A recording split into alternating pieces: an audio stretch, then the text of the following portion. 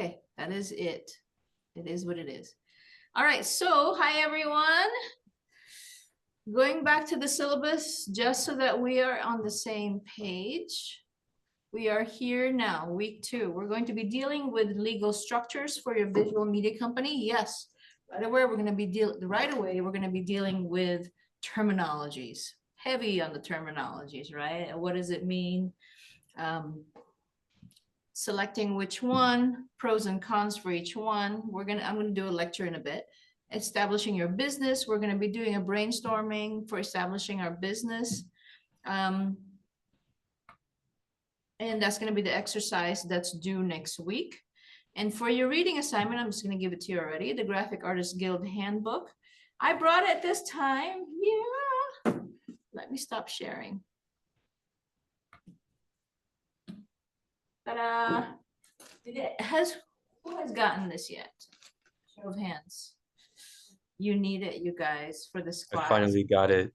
Yeah, you need it. I mean, the tests are going to be based on this and the lectures at the same time, right? So when I say read it, I mean read it because you're going to need it. You may not need it today, right? But you're going to definitely need it to review and so on and so forth. So I have it. And like I said before, unfortunately, the newest, latest, greatest, the 17th edition comes out in November. By then, class is almost over. I do want you to have the latest, greatest, but it just didn't work out for this class. Okay, the last one, when this first came out, this is the last version before the newest, before 17th edition, right? This came out like, I think in May. So it was perfect. It was like the students, I told the students to get the latest, greatest, but you guys are gonna get the older version by November. It is what it is. Let's see. Yes, I have this also. I've had this for a while. That's the second one. This is a smaller one. Okay, so go back to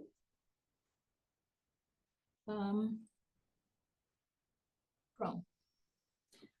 So the Graphic Artists Guild Handbook, pages 341 to 350. I know it seems like a lot, but like I said before, it actually isn't a big deal because it's such an easy read, you guys. And you can even just skim through it. I just need you to know the concept of it. Okay, later, do you need to memorize something? If it's something you need to memorize, I usually will highlight it, not highlight, but like I will talk about it more during my lectures, whatever that topic is, right? So 341 to 350. So this whole thing, 341 to 350, standard contracts and business tools. That's why I assigned it to you, because we're going to be talking about contracts today. 341 to 350, just look through there, right? Negotiations, seeking legal, that's later, but negotiation and using contracts, etc. Just the type of medium, the category of use, pretty much what should be in a contract. And we can talk about that. Okay, 7 basic types of contract. We'll go over that. And then 430, that's just one page, right? Like I said, it's easy reading. 430, and the reason why I assigned to you is because that is the NDA. It's just look through that. It's probably not even, no need to read so much of it.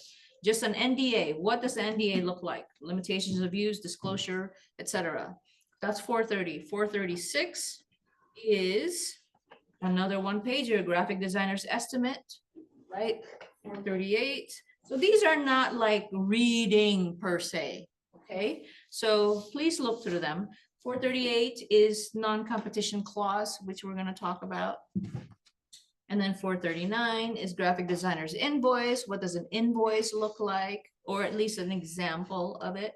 443 is, let's see, digital media invoice, another invoice, just a different type of work. 446 is website design and maintenance order form, right? And then 450 to 455. 450, let me see. More forms, illustrator's estimate, front and back. And then letter of agreement for Illustrator. I'm covering all the bases, right? Front and back. And then Illustrator's release form for models, because some of you are going to have some models, right? Front and back. No, sorry, just the front. And then Illustrator's invoice, also just the front. That's all you need. See, that's nothing, right? It just seems like a lot. Now, the real reading is the smaller book. The smaller book is the entire chapters. You're going to do chapter 7 and chapter 10. Chapter 7 is standard form of agreement for design services. So please read that. And then chapter 10 is discount requests and retainer agreements. It's just pretty much talking about it. What does it mean? You know, the gist of it, etc. Okay. So let me go to the modules. When in doubt, you guys, in my classes, in all of my classes, I try to stick to the syllabus. So if you have a question or a module is not unlocked yet because, you know, it's not time for that to be unlocked yet, go to the syllabus. I try to be as detailed as I can. And you'll see it there. You'll know the kind of structure that I'm going for, or the type of flow that I'm going for the topics leading from one to the other, right? Okay, and so week 2, what to do week 2, you're here in class now. Thank you very much. I'm about to have a lecture, and then we're going to do an assignment. And to do that, we'll do some brainstorming in class. So there's a lot of participation involved today. And then the reading assignment I already gave you, it's exact same one, just copied and pasted from the syllabus to here. Okay. Any questions on what we are about to do? Everything good so far? Okay. Let's go straight to the lecture, because then we'll have more brainstorming time later. All right, so hold on. I've got open up the wazoo, so slideshow.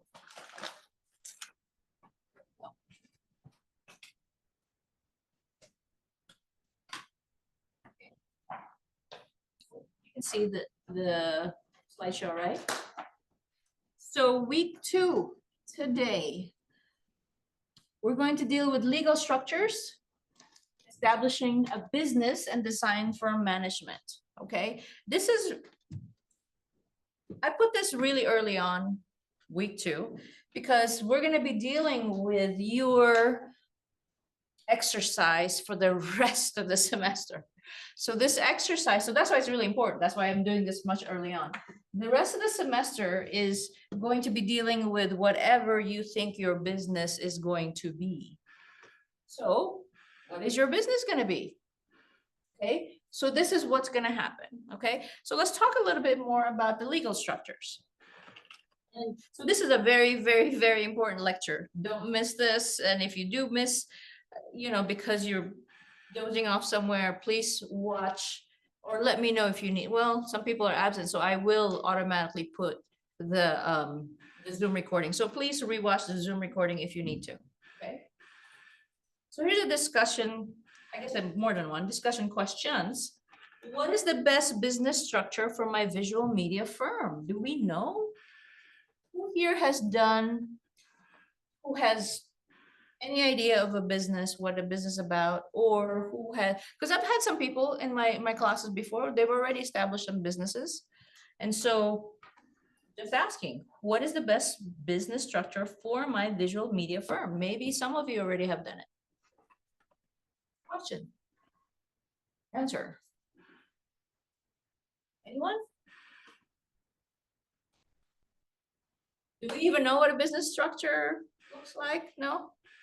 Okay, that's totally fair. That's what this class is about. I'm just trying to gauge who has done this before, once around or a few times around, okay?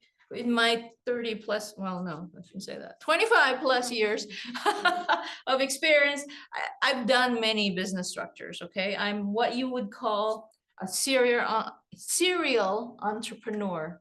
Do I always succeed? No. That's the beauty of it. I get to make the mistakes and you guys learn from it. Okay. All right, so we can skip this. That's okay. No takers. And plus, feel free to just chime in, okay? Whoever's on Zoom. Um, Yep. Okay. I have a guess. An online business structure. Like, I've That's a business model, not a wow. structure. Okay, I have the wrong Good answer. try, good try, good try. Yeah, that's a business model. Okay. Like this is what the modality, right, is going to be through online Yeah. or a game, right? Or mobile apps, but that's not the structure. But thank you. Yes, Sam, you have. Is one of them LLC, One of them is LLC. What is LLC? limited liability company? Yes. You want to talk about it or no? I don't really know very much. Okay, no worries, no worries. I was just wondering, like trying to gauge. Okay, so we got one. We got limited liability company. Okay, limited liability. Your liability as an owner or managing member is limited to the structure of that. And we'll go into that some more. Okay. All right, thank you. What are some principles of visual media firm management? Can we answer this right now or later? Who has a clue for it right now? What are some principles of visual media firm management?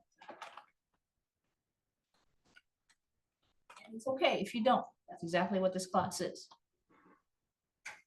Takers? Okay, no worries. We'll totally get into that. All right. Business structures. Just like everything else, there's gonna be some sort of a structure that the government and the IRS can base off their rules on you. Does that make sense? Because they have different rules for every business structure. So if you choose one, this is why it's really important. Choose the best one for you. If you choose one, you might be subject to rules and regulations that another structure will not. Because one is more lax, but yet you require more paperwork, right? And some have more tax benefits, right? But then again, there's a lot more work to do. So pick your poison. At the end of the game, right? At the end of this whole thing, the government gets their money, right? How much of it is up to the structure and how much work you put into it. Okay, so everybody here is going to, like I said, at the end of this whole thing, you're going to choose one for your company, whether it's make believe or you actually want to do it. I've had some students use this class to actually figure out what they need to do. And by the time they were done with class, they went and established a business. Okay. I'm not a lawyer, but I can tell you some things that I know, right? You have to get your own lawyer, especially if you're doing contracts. But we should know what's in the contract. Okay. So different business structures have different advantages and disadvantages. Pick your poison. Each one has different ways of bookkeeping, tax forms, tax returns, set of rules, etc. And I'm not kidding you guys. When a company is structured a certain way, right? For example, if you are, let's say, an LLC who has a single membership management, and you are acting like it's an ownership, you can just take money and call it an owner's draw, right? And put it into your bank account. Your personal bank account is going to go from a business, always separated. It's going to go from business bank account to a personal bank account. If you did that to an S Corp or a C Corp, it's called embezzling. So this is no joke, okay? I'm telling you right now, do not get in trouble. After this class, nobody should be getting in trouble. At the very least, I can point you to the right direction. There's a huge difference. Okay? Ownership, single members ownership, where you can just transfer money, call it whatever, call it owner's draw, because that's exactly how you're going to get taxed on it. Versus C Corp or S Corp is called embezzling. You can go to prison. Let me reiterate that again. You can go to prison if you don't know the rules. That's why this class is structured as a binary, right? Either you know it or you don't. You don't know it, you go to prison.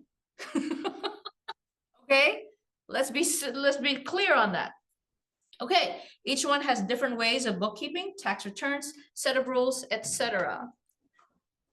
So here's one of them, sole proprietorship. I'm going to sit down. Sole proprietorship. What do you think a sole proprietorship is? Let's gauge that. What is a sole proprietorship? It's exactly what it sounds like. It sounds When one person acts as a business, basically. And one person acts as a business, but that's not necessarily a sole proprietorship. What makes it a sole proprietorship? Close though. Keep going. Tell me more. Cool. Not having employees. You don't have to have employees for other ones. You're right, but we need more. what's coming to me from the reading is Oh, good. Somebody read it. if there's an issue in terms of like taxing or liability, you personally are under the Yeah, yes and no. A sole proprietor, anybody else? But good try. It's almost close. You could be, yes. Anybody else?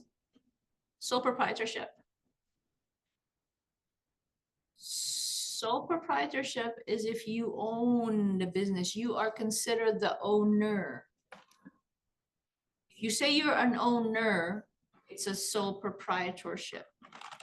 You as a person and the company, it's not really termed as a company if it's a real sole proprietorship, are one and the same. And yes, Cole, you're right. You could get in trouble if the business gets in trouble because it's your own stuff on the line. But there's a way to go around that. You could be a single member ownership or sole proprietor. I wouldn't call it. You could be a single member LLC taxed as a sole proprietorship, but the LLC is a veil. Does that make sense? that's Yes, you can do it that way. So let's see. It gives you complete control of your business. That's a good thing about sole proprietorship. You have full control of it. Okay?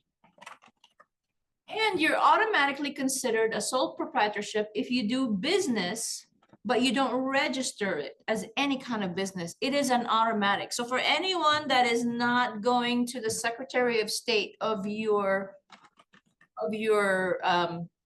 state, pretty much, of Nevada in our case. If you're not going to the Secretary of State of Nevada and actually saying, I am a LLC, or I am an LLP, or I am a C Corp, I am an S Corp. If you do not do that, you are automatically an sole proprietorship. Okay? You could also say DBA, doing business as. For example, Chloe, you could be a sole proprietor. You're not going and establishing a company, but you're doing business as Chloe Designs. That means that for marketing, you call it Chloe Designs, but when they start paying you, they pay Chloe Cutter. Make sense? They pay you with your social security number. But you're doing business as Chloe Designs. Does that make sense? Versus if you were a real company and actually call yourself Chloe Designs, the LLC, they're not going to play Chloe Cutter. They're going to pay Chloe Designs LLC with the tax ID number of Chloe Designs LLC, not Chloe Cutter's social security number. Does that make sense? She has just separated it. Now Chloe Designs is a separate entity from Chloe Cutter. Even though Chloe Cutter is the one that's running Chloe Designs, each of them have a different social security, so to speak. Actually, you only call social security for the person and tax ID number for the company. Does that make sense? So it's better to separate them, because if anything happens to Chloe Designs, Chloe Cutter is okay. Whereas if she's doing DBA, doing business as complete sole proprietorship, even though she's doing business as Chloe Designs, Chloe Cutter and Chloe Designs are one and the same thing, only sharing one social security number for taxes. Does that make sense? So sole proprietorship is when you don't do anything to separate it. It's just you, right? It gives you full control of your business though. That's the thing, right? But there are ways around that to protect yourself and still make yourself into an LLC. So this type of business does not separate your personal and business assets. Not good. Absolutely not good for if anybody tries to sue you. And this is much easier for bookkeeping. Absolutely. So easy. I did this for this person. I got paid. It went into my taxes. Not a big deal, right? However, you are personally liable for anything that goes wrong. Again, pick your poison. How easy do you want to make this for yourself versus liability? Anything happens, let's say somebody goes, Chloe, you know, you really didn't do a good job, da da da da da, you breached the contract, blah, blah, blah, I'm gonna sue you. Guess who they're suing? They can't sue Chloe Designs because it's just DBA, doing business as. The real entity is Chloe Cutter. So guess who they're gonna sue? They're gonna sue the real entity, which is Chloe Cutter. There goes her house. Right? So you're personally liable to anything goes wrong with your business as a sole proprietorship. You could lose your possessions with a lawsuit or intentional/unintentional wrongdoing. So be careful, okay? It can be a good choice for low risk. There are some businesses that will do this because they're low risk, right? And also, let's say you just want to test the waters. Are you really going to set up an entire business for a $500 job just to freelance? Let's say you just want to freelance for $500. Are you really going to spend that much time and go to the Secretary of State and do all the compliances, all of that for $350 for a $500 job? Probably not.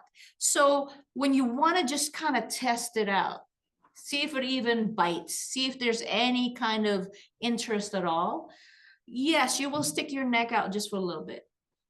Make sure it's not, you know, nothing too major, low risk, right? But again, the more you do this, let's say it's the $500 is now $5,000. Yeah, I think it's time. I think it's time to do an LLC or something else. Separate it now. Okay? Any questions about sole proprietorships? Are we good? Like I said before in my previous class, last week, this is broccoli, right? This is not steak and potatoes. Nothing here is gonna give you some amazing portfolio by the end of class. This is what's going to get you out of trouble or prevent you from getting in trouble to begin with, this class, okay? So, no questions about sole proprietorship? Okay, partnership. Who knows about partnership? It's exactly what it sounds like. What does it sound like? Partnership.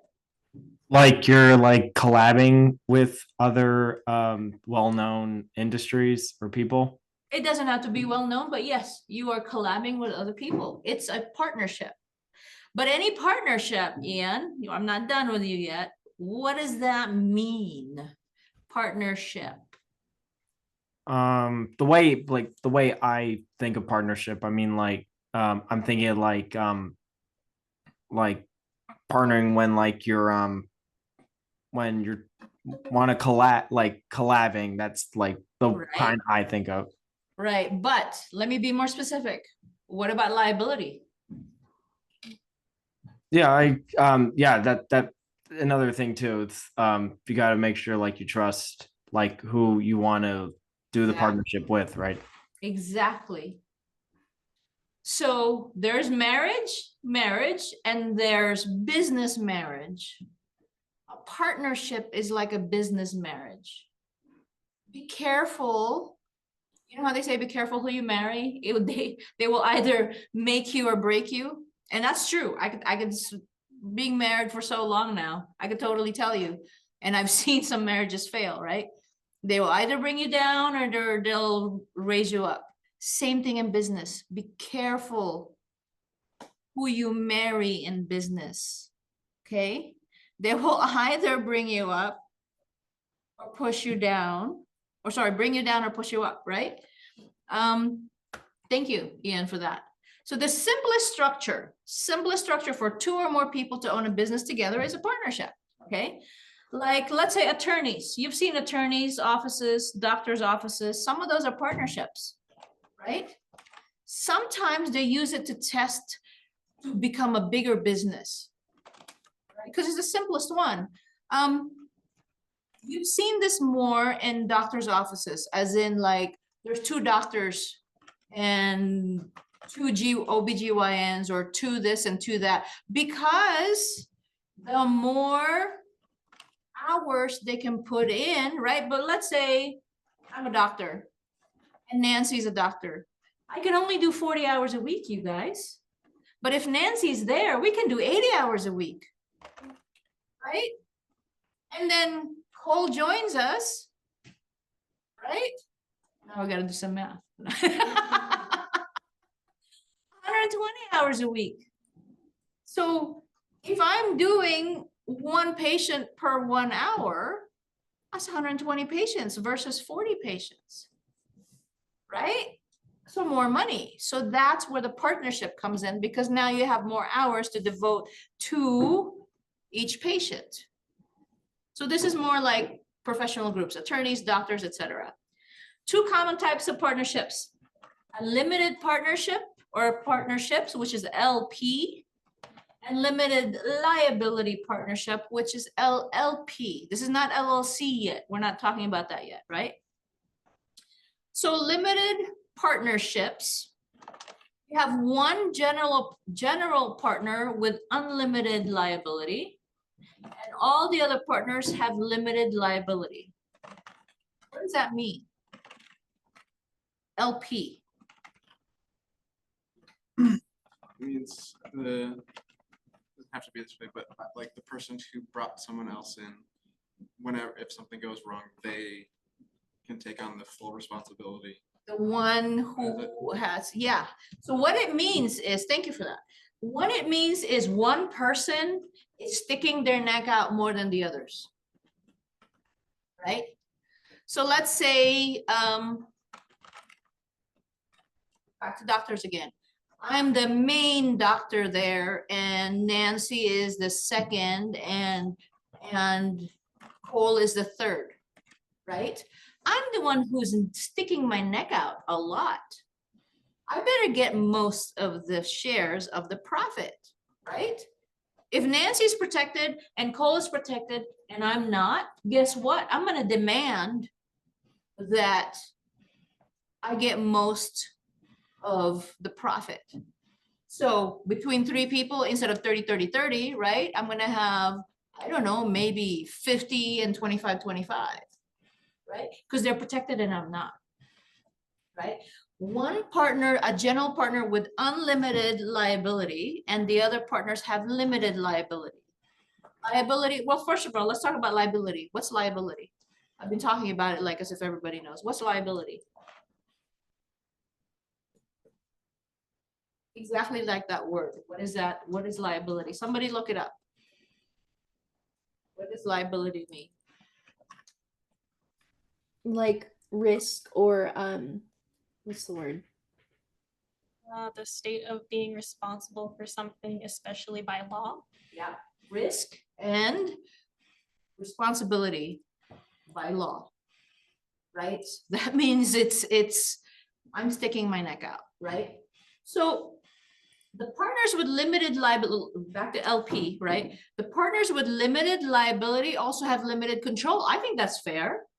If I'm sticking my neck out, they should have limited control. I should have a lot more control. I should be the one to have the final say in saying, listen, we're not gonna get a new printer because we can't afford it, even though Cole really, really, really wants it. I'll be like, no. And I should have final say, right?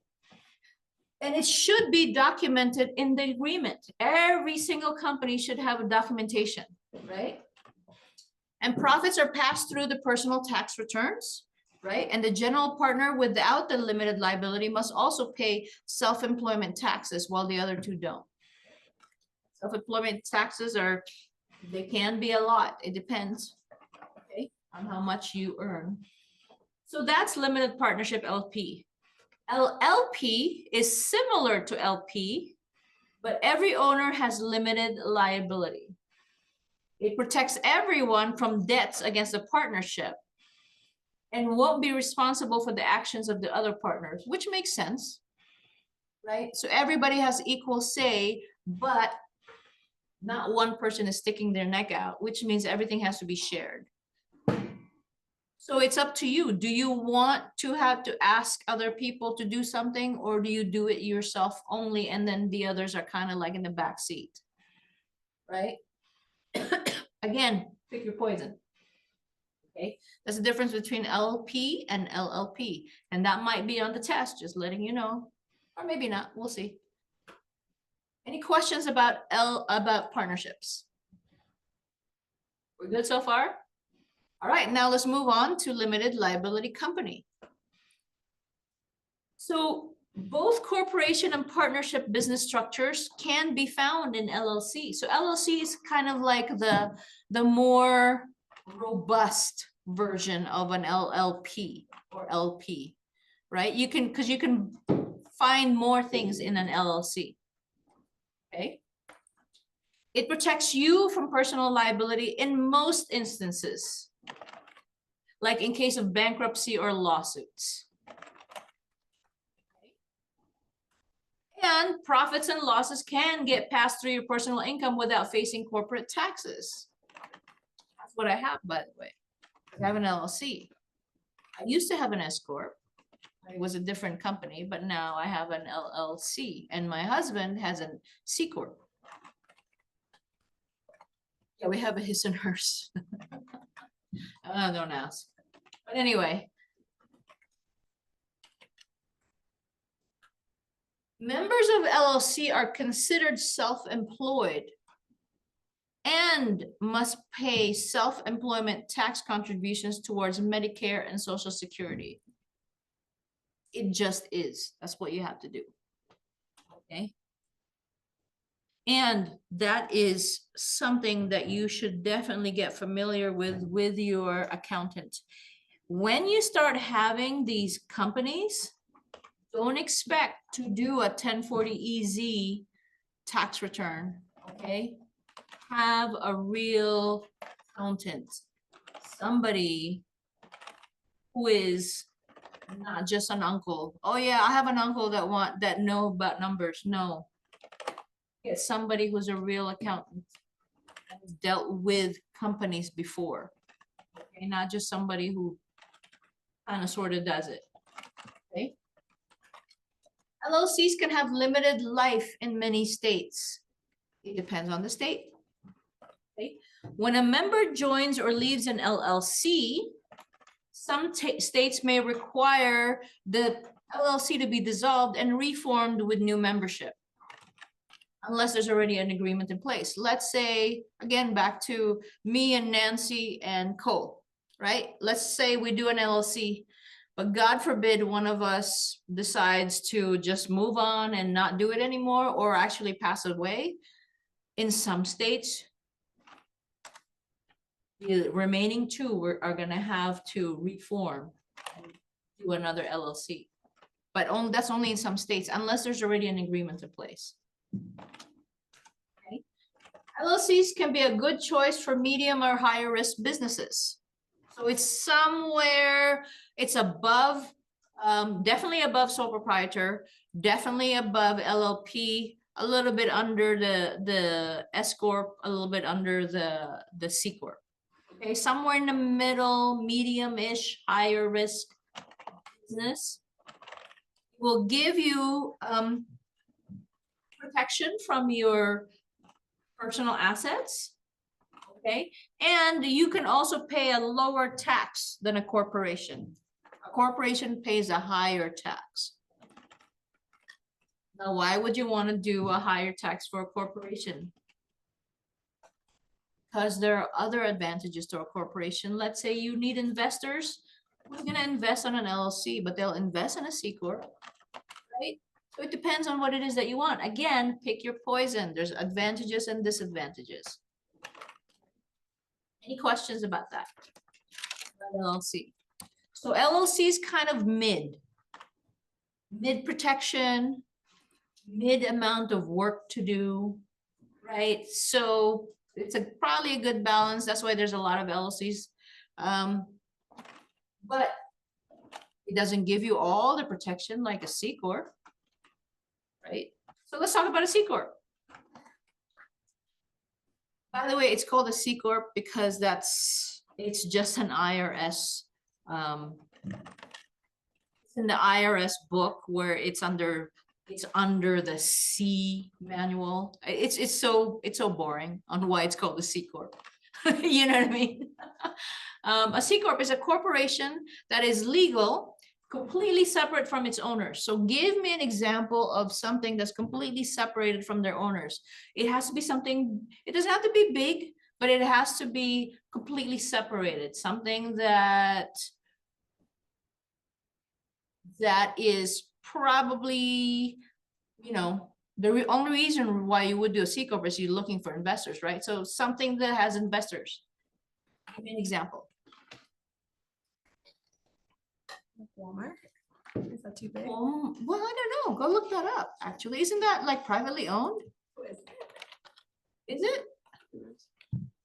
I think it's privately. I could be wrong. Give me something else. Nancy was like Walmart. What is it? A private. It is private. I thought so. But go ahead, Cole. Apple.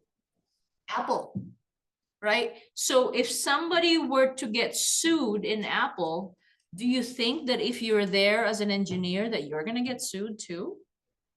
No. What about, who's the guy that took over from Steve Jobs? What's his name? What's his name? Apple guy.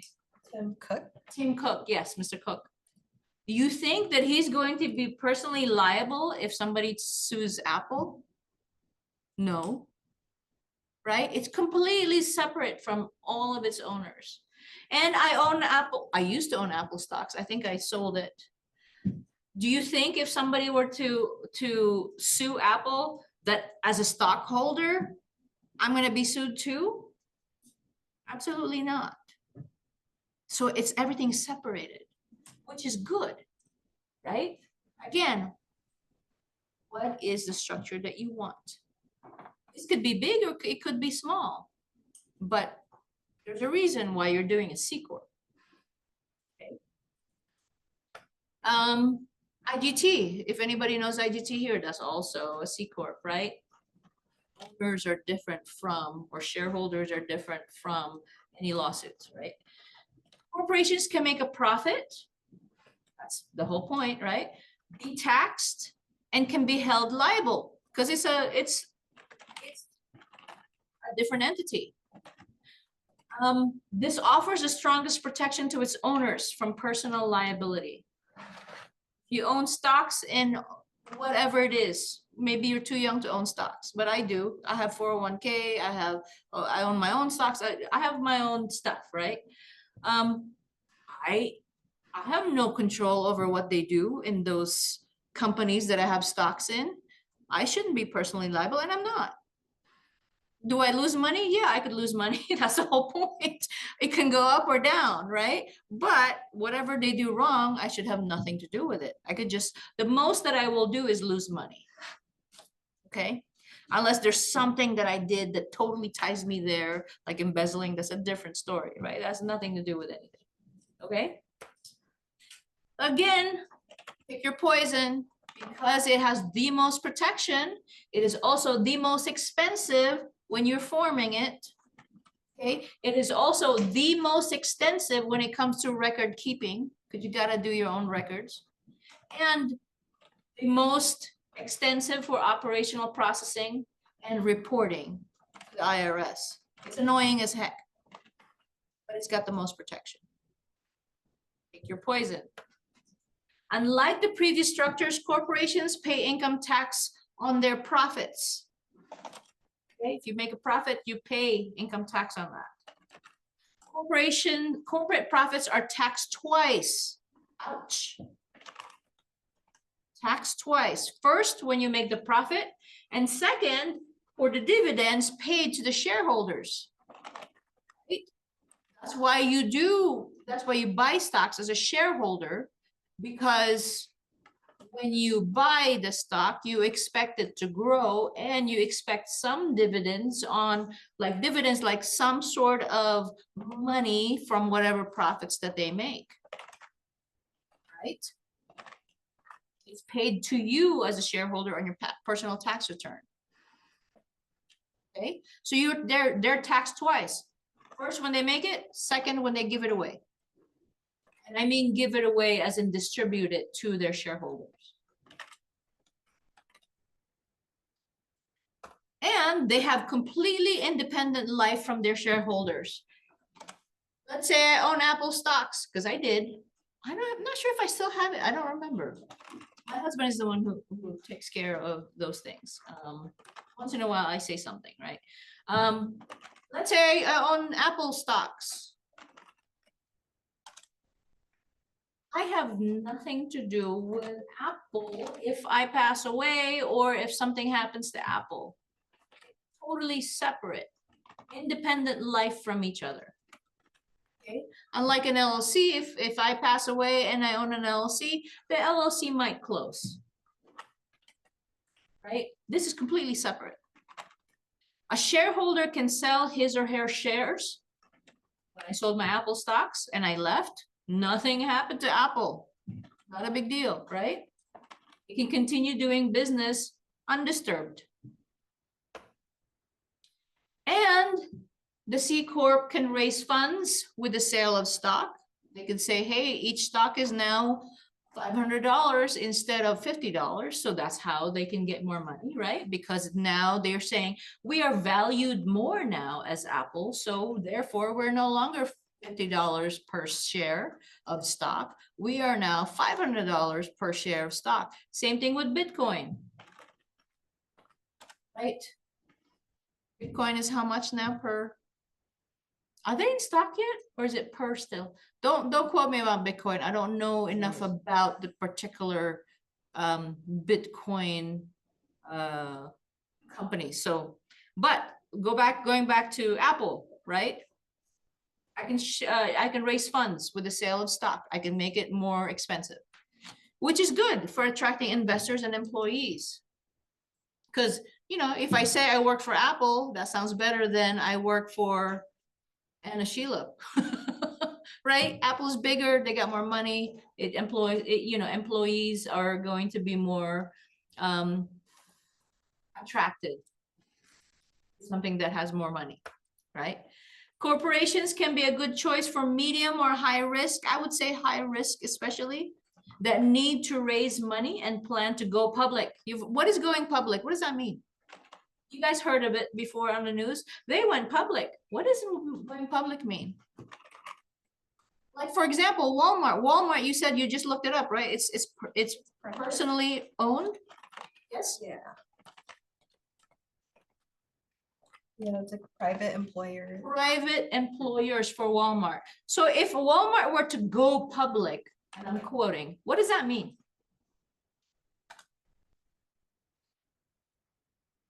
If they were to go public, they're not, but if they were to go public, what does that mean? There can't be like certain ownership. It has to be a board that looks over the. That too, yes. But what does going public mean?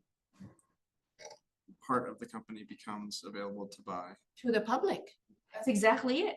When they go public, that means part of the company is now available for Isabella to buy or Malachi to buy. And it's gonna be shares. How many shares, Malachi, of Walmart will you buy if it goes public? Are you there, Malachi? Yeah, I'm there. I'm just thinking. How many Uh, shares of Walmart are you willing to pay for if it goes public? It depends on how much, right? Right. How much is it per stock, Mm-hmm. right? That's right. So that's what it means by going public. So if you plan to go public, be a C Corp. All right. Any questions about C Corps? So to me, C Corp is like the highest level of protection, completely separated from its shareholders, its owners, everything. Okay, but it's the most extensive of paperwork, of reporting to the IRS, everything, right? It's the most extensive. Now, what is an S Corp? Again, the reason why this is called an S Corp is because that's the letter that is on the manual in the IRS. It's boring stuff. S Corp, what is an S Corp?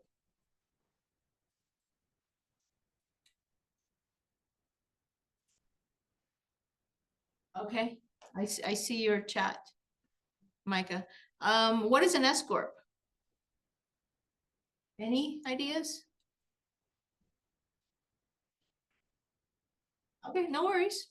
So what is it? It's a special type of corporation designed to avoid the double taxation as a C Corp. So this is a step down. This is a step down from C Corp, okay? But it has benefits for a smaller company. It's kind of like a C Corp, but has better, I wouldn't say better protection. I would say less protection, but better tax advantages because it doesn't tax you twice. It only taxes you once. Okay, not like a C Corp. And it allows profits and some losses to be passed through directly to owners' personal income without ever being subject to corporate tax rates. So this is definitely a step down from a C Corp when it comes to protection, but much better protection when it comes to, or advantages when it comes to taxes. Again, you gotta pick which one is best for you, okay? But this is meant for smaller number of people. There is a limit, okay? Not all states tax S Corps equally. That's a different thing, right? But most are recognized and same as the federal government does and taxes the shareholders accordingly. Some states tax on profits. Hold on, let me close the meeting chat. So some states tax on profits above a specified limit and other states don't recognize it at all, treating it as a C Corp. So it's kind of like a C Corp, but just lower. Like I said, you must file with the IRS to get an S Corp status, a separate process from registering with the state. And I remembered having to do that with one of my companies before. You have to go to the IRS and say, hey, this company is now an S Corp status. And here is the difference. You can only have 100 shareholders. Like I said, think of this as C Corp light. I shouldn't say that. C Corp light, right? You can only have 100 shareholders. It's not as, it's kind of sort of similar protection, a little bit step down, but it's got better, better benefits when it comes to taxes, right? But they also have more rules, right? 100 shareholders only. They can only be US citizens, right? You can't just buy stock, right? Unless you're a citizen, and you have to follow strict filing and operational processes of a C Corp. Just like a C Corp, you do have independent life. So that's a good thing. It's just an alternative to a C Corp, a smaller alternative. I chose that over C Corp for a reason, right? S Corps can be a good choice for a business that would otherwise be a C Corp, but meet the criteria to be an S Corp. Okay? Again, the criteria are 100 shareholders, US citizens, you know, whatever the other criteria are. Any questions on S Corp versus C Corp? Good so far? B Corp, what's a B Corp? Again, this is just in the manual of IRS, that's why it's called a B Corp. But the way to remember it is, I would say benefit corp, B, benefit. That's the way to remember it. Anyone have any idea on what B Corp is? It's a corporation that meets like higher standards Higher standards for whom? for social environmental performance. Yes. Now, why on earth would you need more criteria to meet? Why would you do that? Question. If you are a company or about to become a company, why, or start a company, why would you want to go through more hoops to be a B Corp? Environmentally. Why? You guys should have a better idea on this because you're of that generation, right? You're of that generation that care about the environment, that care about sustainability, that care about, you know, the benefits of society. Why would you do that?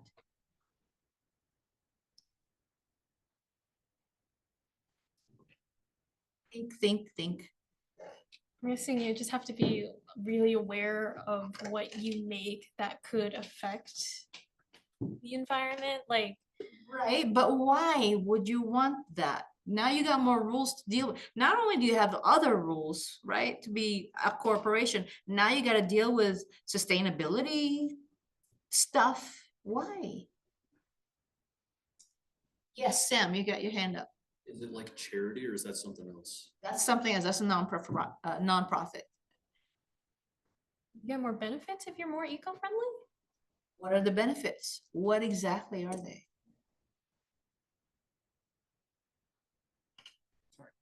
Tax benefits? Not necessarily tax benefits. Would it be the consumers themselves? Yes. Yes. B corporations are looked at more favorably by society. So you're trying to attract a different market, right?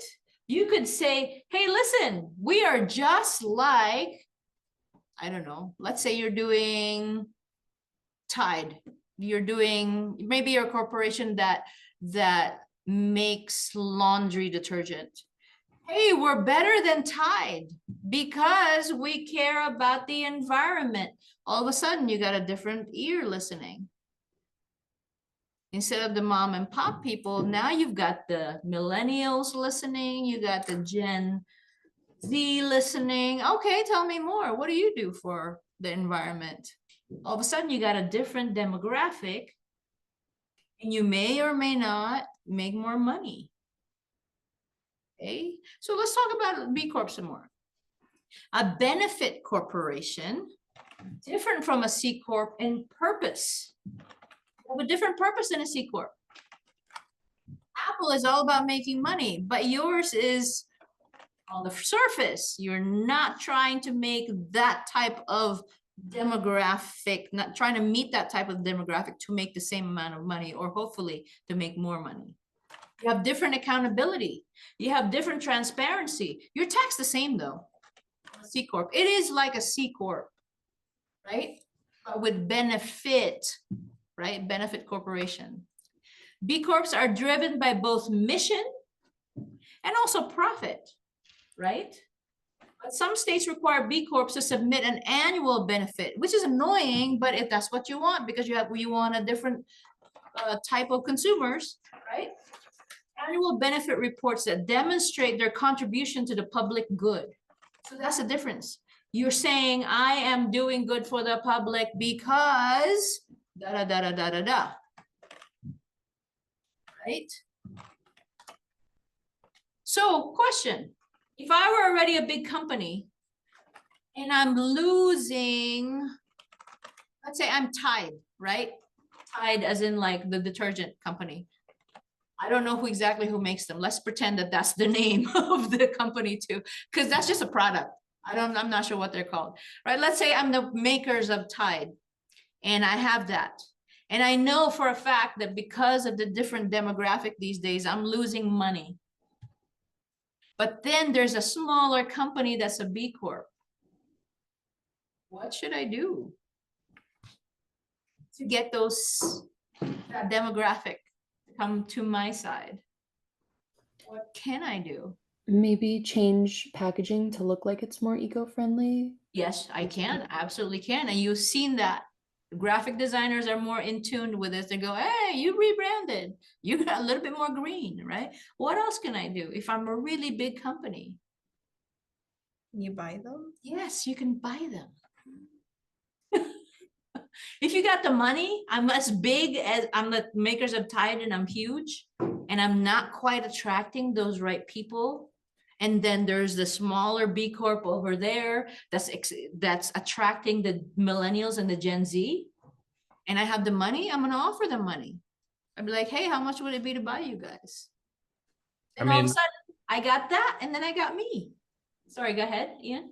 I was gonna say that like Elon Musk, like he's like the richest person ever, and like he buys like all these companies like Twitter, and like he wants to buy like other like a bunch of other like social media or and like he thinks that he could do it just because he's like the richest person on the planet. And he can't, because you know why? A lot of these people that are a lot of these corporations that are B Corp already come with their own consumers, right? I'm an Apple person. I don't really like buying Dell. I don't really, but I have a MacBook. I'm a visual person. I've always been an Apple person. If somebody, not gonna happen, but if somebody larger were to buy Apple, I'm kind of gonna go along with that, right? I'm not gonna all of a sudden go, I'm not gonna buy Apple anymore. No, I'm gonna keep buying Apple, but somebody else is making that money now, right? So same thing with B Corp. I'm bigger, I'm gonna go buy that B Corp because now I've got that demographic as well. Okay, so B Corps are driven by both mission and profit. We already went through that. You have to, some states require that you have to show what is your contribution to the public good. There are third-party B Corp certification services even. Some of them will certify you in doing public good. So it's actually a business saying, I will prove, if you can prove to us that you're doing this, this, and this, and this, I will certify you that you are now, that you did good as a B Corp. But these certificates are not required. You don't have to, but it just looks good for some people for B Corp to be legal. Okay, so examples of B Corps are Unilever, Ben & Jerry's 7th generation, Danone, Happy Family, Procter & Gamble, New Chapter. Are they weird? Yeah, they're new. Some are newer than others, right? Some are not. But Ben & Jerry's, instead of just Ben & Jerry's, Ben & Jerry's 7th generation, because what? Organic, whatever, right? Instead of just ice cream, now it's organic ice cream, better sourced material, better source ingredients, whatever, right? Any questions on B Corp? Okay, now there's also a closed corporation.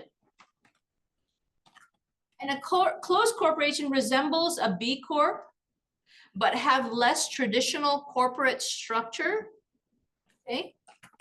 And this applies to smaller companies because a B Corp can be a larger company, but a closed corp is a B Corp with less traditional corporate structure and it's smaller.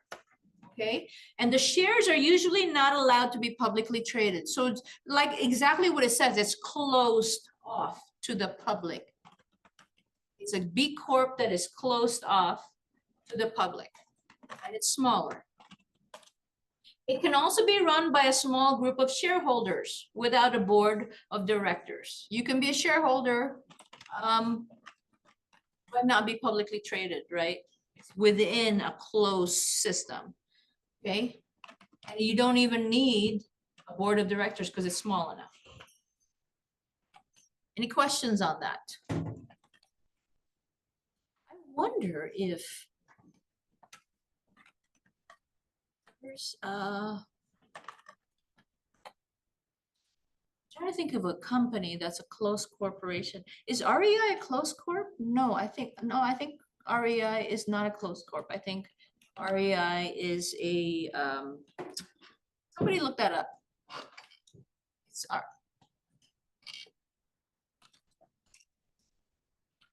have my minions here. REI, what is it? What corporate structure is it?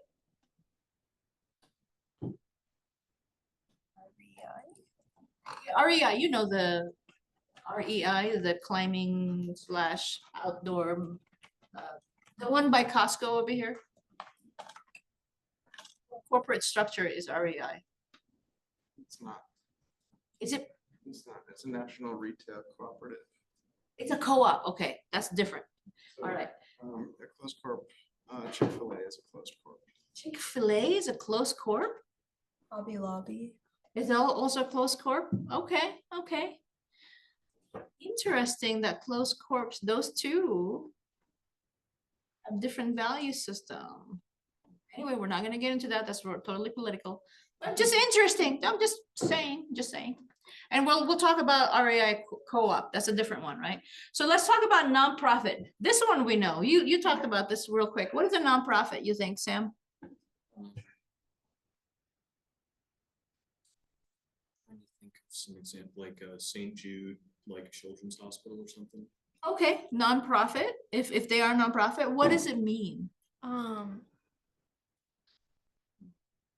Thinking of PVS, they always introduce it before they like start a show, but like there's investors, people that donate to it so they don't have to.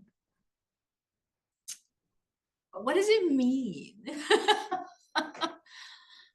Nonprofit corporation. Exactly in the name. What is it saying? Yeah. Yeah, go ahead, Malachi. Is it exactly what Marinol said? Yeah, is like a company that isn't that sole purpose is to go to some charitable or philanthropy kind of Kind of, yeah. focus. So that's kind of there, but it's not driven by profit. Mm-hmm. Okay. For example, you guys know I teach karate, right? Shotokan Karate of America is a nonprofit organization. We're not there for the profit of it. We're there to pass on the way, right? Right? We're there for other things. And so the structure is very different. Okay. So not a lot of people get paid. There's a lot of volunteers, right? There's a lot. So the structure is just different. Okay. So this is very different from a B Corp because a B Corp is still there to make money, right? So Ben and Jerry's, that little thing that they have that is organic and all that other stuff, it's different because they're still there for profit. Whereas this one, even though they're doing good for the environment, right? They're still there for profit. Whereas a nonprofit is really there to not make money. But there's a caveat, and we'll talk about that. Okay, so they're organized to do charity. Malachi, you're right about that. Education, right? Karate is educational, right? Educational, cultural, right? Literary or scientific work. You're not really there to make a profit. That's why there's a lot of volunteers happening, right? But they still get some money in some way because they still need to exist. Like none of this is going to happen without some sort of money. Not somebody's going to keep funding it, right? It has to come from somewhere, and then it's divvied up to whatever the needs are, right? Whatever it is they're trying to do. Work has to benefit the public for sure and can receive tax exempt status. That means, what does that mean? That particular entity, Shotokan Karate of America, does not pay state or federal taxes in any profits. Because all profits means is extra money. That's all it is. After the overhead, after the rent is paid, after the, whatever expenditures are, the printer paper, all that stuff. Once all that is paid, any extra obviously is considered as profit in any other type of entity. But here, any extra is not taxed. It's not considered as profit. It just stays there.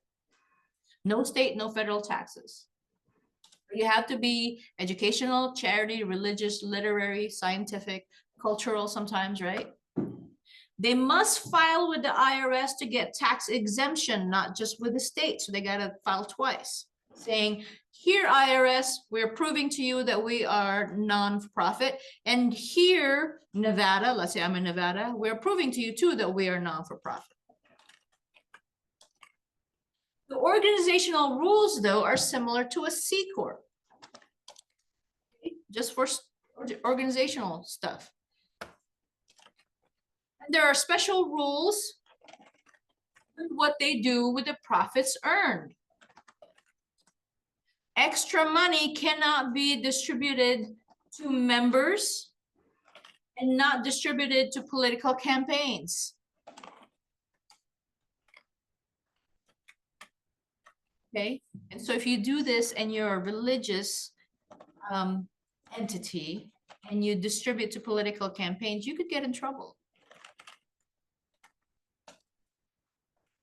These corporations are also often called 501c3. You've heard of that, right? We're nonprofit, we're 501c3. You know why? Because that's the code in the IRS. See how boring things get? C Corp only because they're in the C part of the manual. B Corp only because they're in the B Corp, B side of the manual. So is the S, right? And 501(c)(3) is just the code in IRS. So we get used to it. A section of the IRS code used to grant tax exempt status. Okay. Any questions about nonprofit? By the way, there are nonprofits out there that are kind of bending some stuff, and we're like, hey, wait a minute, why are you making political contributions when you're a religious nonprofit? What are we doing here? Right? But there's a way around that. They donate to something who donates to something. Isn't that the same as laundering? Just saying. Just saying.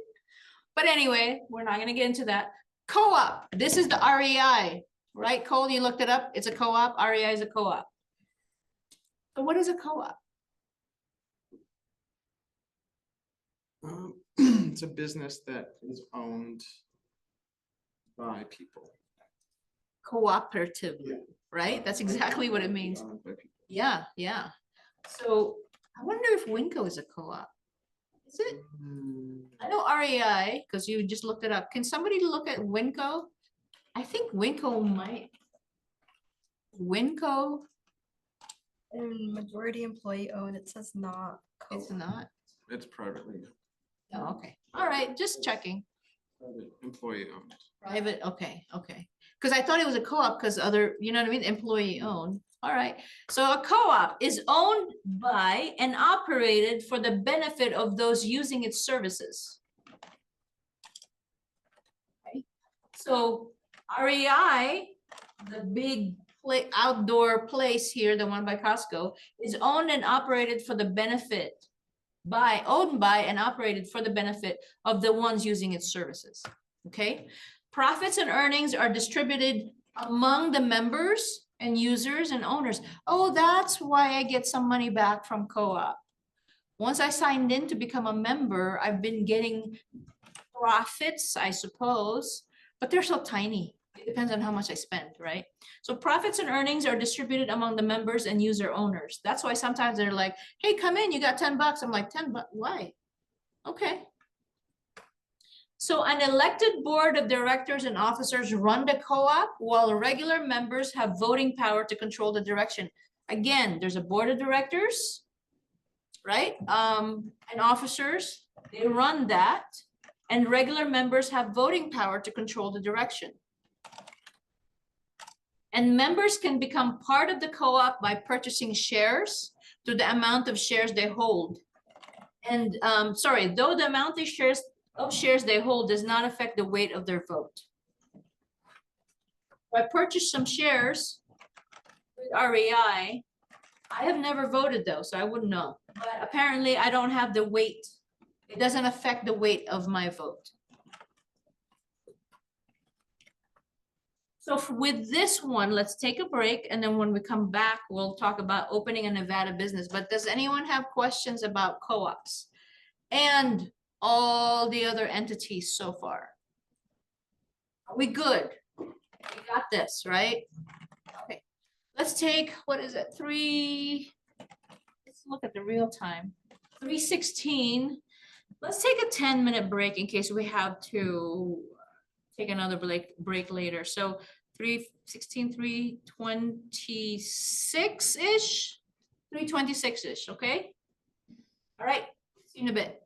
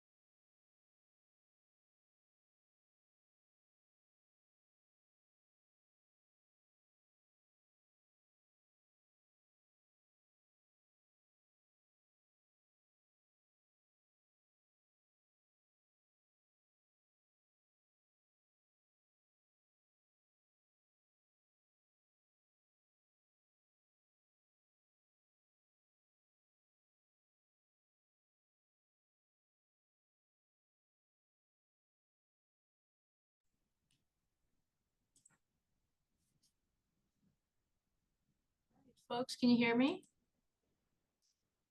Online folks, can you hear me? Of course, yes. Yes, thank you. All right, so let me show you, before we go on to the other part of the lecture, let me show you share my screen. I put some stuff in there from last time. Here. B Corporation certification, just an example. It doesn't like to be previewed, so you have to click up here. Look. This is certifying a B Corporation. You measuring a company's, this is a whole article about it, so please read up on it. About B Corp certification, measuring a company's entire social and environmental impact. Okay. And it says certified B corporations are leaders in the global movement for inclusive, equitable, regenerative economy. I like those words, right? Inclusive, equitable, and regenerative. Same thing as sustainable, same thing as any of that, right? Anything that sounds like you're doing something for the world, so to speak. We're just looking at my some articles about B Corporation, and they're all in the module. So this is 2023. B Lab Global is they certify B Corp, but you know what? You don't have to get certified. You could still file for B Corp, but the people, your consumers, are going to know whether you're certified or not, right? Because those are very discerning consumers, right? You have to demonstrate high social and environmental performance. Okay, that's a lot. Make a legal commitment by changing their corporate governance structure to be accountable, accountability, social, environmental performance, transparency. Like these are words that consumers want to hear, right? Let's see, here's another one. Whoop, sorry, I'm moving some. Let me move some more things down because I can't see. There you go. Here's another one. This is when Dannon acquired Happy Family. This is back in 2013, a while ago, 12 years ago. When Dannon acquired Happy Family, right? Organic baby food company is Happy Family, right? They sold 90% in equity to Dannon for hundreds of millions of dollars. Okay, so I guess it's good for them, right? That they got bought out. And for Dannon, even though it's how much? Hundreds of millions of dollars, they know they're going to profit from that particular demographic of people that buy organic baby food. Okay, when we think of Dannon, we think of yogurt, right? But they've acquired other things with their own consumers in place.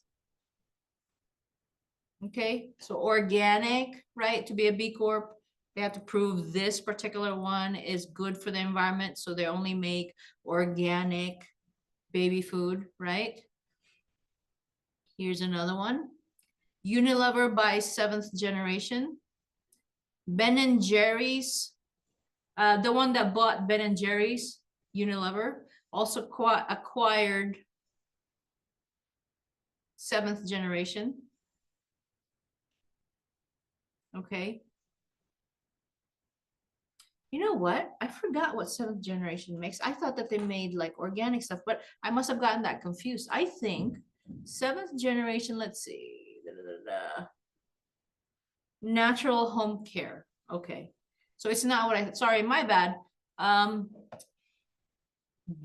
is the one who acquired the organic food maker, right? This one, 7th generation, the one that Unilever, the one that owns Ben and Jerry's. Let's see.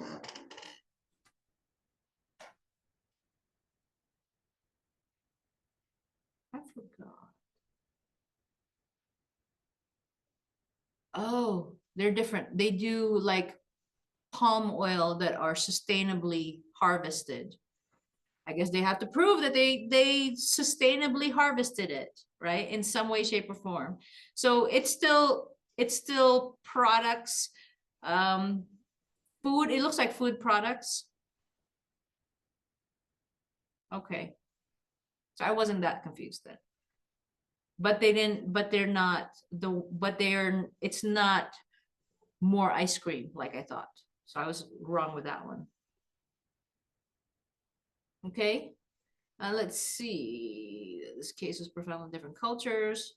It's just talking about how they did it and how they were able to put together the Ben and Jerry's culture with this one. And please read these 3 articles on your own. It's nice to know, right? It's nice to know on what's happening with the different corporations, especially with the structure, how they make it work, right? So that's an example of B Corp. And I think that's all I have for B. Yeah, that's this one. If you guys notice that in my modules, if it is indented in some way, it means something else, right? So this one is indented because these are all the B Corp, and then this is indented a little bit more in. So this has nothing to do with B Corp. Now this is about like opening a business. Okay, so now let me stop sharing that and continue with the lecture, because now we're going to talk about business, opening a business. So we're done with that. So opening a Nevada business, what does that take? Has anyone here done it before? What do you guys do? No? Okay, well, this is what you do to open a business in Nevada. You go to the Nevada Secretary of State, which is in that module, and I'll show it to you in a bit. You go to the Nevada Secretary of State. And then after that, you go to the IRS website. And you get yourself or the company an EIN, Employer Identification Number. What is an EIN? I already said it before, but I'm just trying to see if you guys were paying attention. What is an EIN? Basically the business's social security. Yeah, that's exactly it. It's the business's social security number. We don't call it social security number. It's very specific social security number versus an EIN number, because ours is 3 numbers, 2 numbers, 4 numbers, right? So 3, 2, whatever, right? Like 1, 2, 3 dash 4, 5 dash 6, 7, 8, 9, 6, 7, 8, 9, right? An EIN number is 2 numbers in the beginning and then a dash and then the rest of it. So they structured it differently. They put the dash in different places just so that people know this is an EIN. It's the same number, by the way, it's the same number, same amount of numbers. It's just divided differently just so people know that anything with the 2 numbers and a dash and then the rest of it is an EIN number, not a social security number. Okay, so first you go to Nevada Secretary of State website, and then you go to the IRS website, and then you obtain your county business license.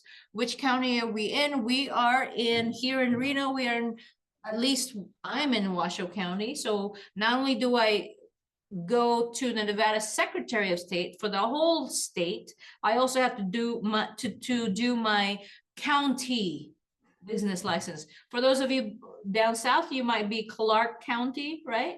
So Clark County business license. And then you also have to go to the Nevada Tax Center to get whatever taxes you need to pay for in Nevada. Okay? And then you're going to keep good books, which means you got to separate your expenses versus the expenses of the company. Please keep them separated always. If you don't, you're going to get in trouble. If the IRS can prove that you never separated yourself from your company, it can decide that your assets are on the line, sorry. It can decide that your assets are on the line for whatever problems are going on, okay? Keep good books. Like I said, keep bank accounts, business checking with a debit card, business savings. Do you need business savings? Some people do, some people don't, right? Especially savings account these days have very little interest rate. So it's up to you, but definitely get a business checking account with debit card, business credit card, and a business line of credit block, which is different from a HELOC, right? Home equity line of credit, that's different. This is block, business line of credit. Okay, keep them separated from yours. Any questions about that? In fact, let me stop it right here and go back to the module just so that we are talking about the same thing. Here you go, Nevada Secretary of State. Anybody who wants to open a business, this is the first step. Go in here. It doesn't like to be previewed, sorry.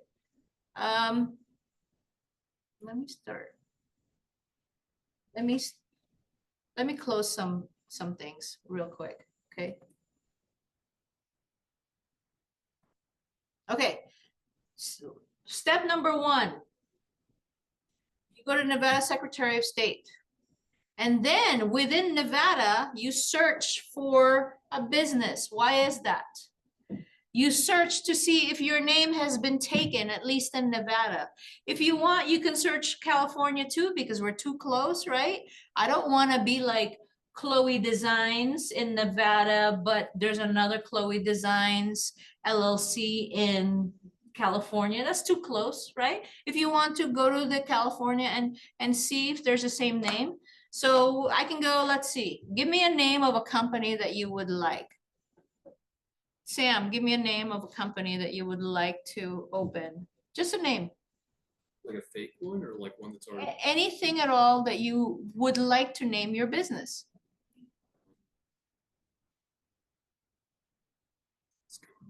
Like a DeLange? No? Delang. Delaying, sorry, I didn't say that right. Very good. Delaying what? Delaying. Delang Technical Institute. Delaying Technical Institute. Let's see. I would like to search by no records found, but I'm not surprised. How about just delaying? Let's see if there are other businesses named delaying. Ooh. Well, not really. Del Angel 2 LLC, Del Angel Banquet Hall, Del Angel Cleaning Service, Del Angel LLC, Delane Design. Oh, it's taken, dude. It says revoked. Delane Design LLC is taken, so you can't do that. Okay? Delaying Inc. Delaying Foreman Investments. There's only 7 though in the whole Nevada. Just saying, you can't do delaying design, done. Don't do it. You're gonna have, but Technical Institute is working, right? How about, oh, come on now. It doesn't like it. Okay, how about, Nancy, give me one for you. Rezo Graphics. Rezo, R-A. R-E-Y-Z-O. R-E-Y-Z-O, Rezo Graphics. I don't think it's gonna be taken. I'm just saying. Nope. Okay, you can do that, but Rezo without the graphics, if you're not comfortable with it being too close, there's Rezo Pavers, but they don't do graphics. They do pavements, right? So that's okay. So she can do Rezo graphics. So I'm just saying this is where you go. So the first thing you do is look for, come on, look for the entity. And if it's not there, this is where you go. Go under businesses. Okay, start a business. Boom. Later on, after you start a business, then you manage your business or you close the business or whatever. But right now you start a business. Want to set up a Nevada business but don't know how? They tell you everything you need to know. There's a checklist right here, right? Read that on your own, right? But I can't even see what I'm doing. I have too many things moving up here. Okay. All right, here's additional information. Business search is exactly what you need. The name, right? Check the restricted word list. They have real restrictions, you guys. You can't call yourself bank, banker, banking, bank, because they're financial institutions. So you may not use those names. Division of mortgage lending. I mean, you know, Rezo is not really part. I don't think it's going to be part of the things that you cannot name yourself, right? State business records, So here, where would you go? Start your business. If you did not find what you needed above here, additional information. Start your business right here in the portal, nevadasilverflume.gov. There it is. It's going to ask you, what would you like to do? You want a general partnership? You want to obtain a business license? You want It's going to tell you all kinds of stuff. Select the type of business you want. Sole proprietorship, right? A license, business license, sole proprietor, LLC. Which one do you want? Look at all the choices for LLC, you guys. Right? Domestic limited liability partnership, LLP, LLC, all kinds of stuff. Nonprofit. And then you move on from, I'm not gonna, obviously I can't do this because I'm not trying to do it, but then it'll just take you through questionnaires until you get, at the end, you get to congratulations. Okay, so from there, from the Nevada Secretary of State, the second thing you do is you go to the IRS. Here is where you get your employer ID number. Okay, there's many things you can do in the IRS, but here's where you get it. Employer ID number. Who needs an EIN? Before you apply, it tells you what you need to apply. You form your entity first. Goes, no, no kidding. You can't get an EIN number unless you form an entity first, because it's going to ask you, where are your papers for your entity, which state, what, blah, blah, blah. So you need to perform yours first and then do it here. Okay, and here's to apply online right here. Get an EIN now, free, direct from the from the IRS. So you click there. I'm not going to go any further because I'm not applying, but here, apply for an EIN. Boom. No. IRS scares me to this day still. I'm not going to proceed, but you know what I mean, right? So from there, the third thing you're going to do is go to your county. There's different places for the county. For Washoe County, because that's where I live, right? Washoe County. Then you register, etc. You go through this whole thing. If you are down south, you're Clark County. This is where you go for Clark County business license. Okay, it's just different per county. Okay. And then you go to the Nevada Tax Center. And everything's here for the taxes for Nevada. Okay, you log in. I'm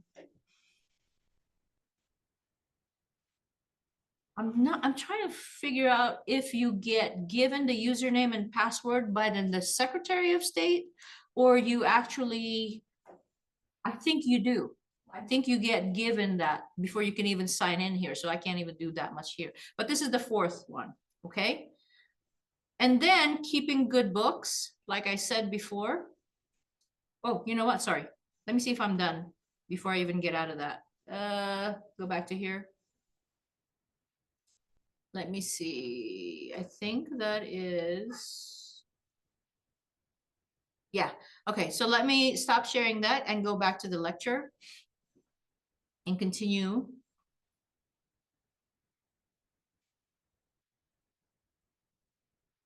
So the fourth one is keeping good books, like I said, and then keeping bank accounts. All right, any questions about that? Okay, So principles of design firm management. And this is from the AIGA book, from the small book. That's why, you know, I assigned those readings to you guys in advance for the next week, right? 1, in order to successfully launch a new firm, the founders must have experience in producing quality design and visual media. That's kind of a given, but you'd be surprised. If you're not good at what you're doing, please, I shouldn't have to say this, but if you're not good at what you're doing, do not open a company doing what you say you're good at doing. Right? For example, Ian, I'm gonna take that you're good at voiceovers, right? Perhaps you're still learning, perhaps you're still freelancing, but first get really, really good at voiceovers before you open up a business called Fetterman Voices or Featherman. What would you say? What would you call it if you were doing voiceovers? I would call it like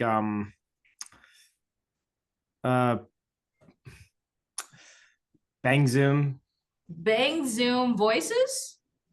Bang Zoom Studios. Studios, okay, Bang Zoom Studios, okay? So first, remember the sole proprietorship rule, just do a little bit here until you get really good and then, right? Launch this new firm, because launching a firm takes money. There's gonna be an initial investment. Don't do it unless you're good at what you do, because you're gonna need that money back, right? You need to recoup the cost. Yeah. You must also have a detailed business plan that includes an analysis of the market demand for the services you have to offer. So for example, we have here, for example, Genevieve, you want to do a graphic design firm, right, Genevieve? Let's pretend that you want to do a graphic design firm. You better know about Abbey Agency. You better know about, what is it? Design on Edge. You better know KP3, whatever, right? You better know, you know, all of your competition. How much of the market, the Reno market, do they have? Do you know? No, you don't. You better do your research. It's called due diligence. We'll talk about due diligence later. Okay, right? So you should have an analysis of the market demand, right? Yeah. Who takes in the most money for graphic design or branding? Is it Abbey Agency, or is it Design on Edge, or is Design on Edge just starting out, right? Stan Can Design. We only have a few. We only have a handful here in Reno. So it's not that hard to find out, where are you going to fit in? Who are you going to try to disrupt? Who are you going to try to disrupt, right? Yeah. You have to have an analysis. So they must also be accurate with evaluation of their competition and realistic budget of their revenues and expenses that comes with the first year of operations. First year, how much does a printer cost when you first buy it? Second year, you're not going to have that, right? Because you already bought it the first year. What about Adobe subscription? Sorry, Adobe subscriptions. That's every month. That's different. That's ongoing versus a printer that you buy once every 10 years, right? What else? Right? Be realistic of your first year expenditures. And also, a business plan is a declaration of mission. What is your mission? A narrative. What is this firm about? Genevieve, what is the firm about? What does it care about? What are the standards to be considered successful if you do this firm? Go ahead, sorry. You're all good. I would think I think I have someone in mind that if I were to make a business, I would work with him. And we have two different styles when it comes to like not only like static stuff like paper printing, but also video. So I feel like we would be able to cater to a lot of things, which is cater to them well. It's one thing to like have all these skills you have, but to do it well as well All right. is hugely important. So there's gonna be two people at first, or is it gonna be a partnership, you think? Yeah, I think it would be a partnership. Or an LLC? Because it's small. Mm-hmm. Yeah. Okay, okay, so that comes with questions on its own, Mm-hmm. right? So are you gonna be a boutique, or are you gonna shoot for the stars big? Right? Some people here only wanna stay small. Right? I wanna be a boutique because it looks better for my clients, because it looks like I've got time for them, because we're small enough. I like boutique, right? Or I'm gonna be huge, so you know I'm gonna start with at least an S corp right away. Maybe not a C corp, because you know it's S corp at least can pass through some of those tax benefits, right? So a lot of those are questions, right? Yeah. Okay, good, good, good. All right, so a new firm will need capital. Let's be honest about this. You need some money.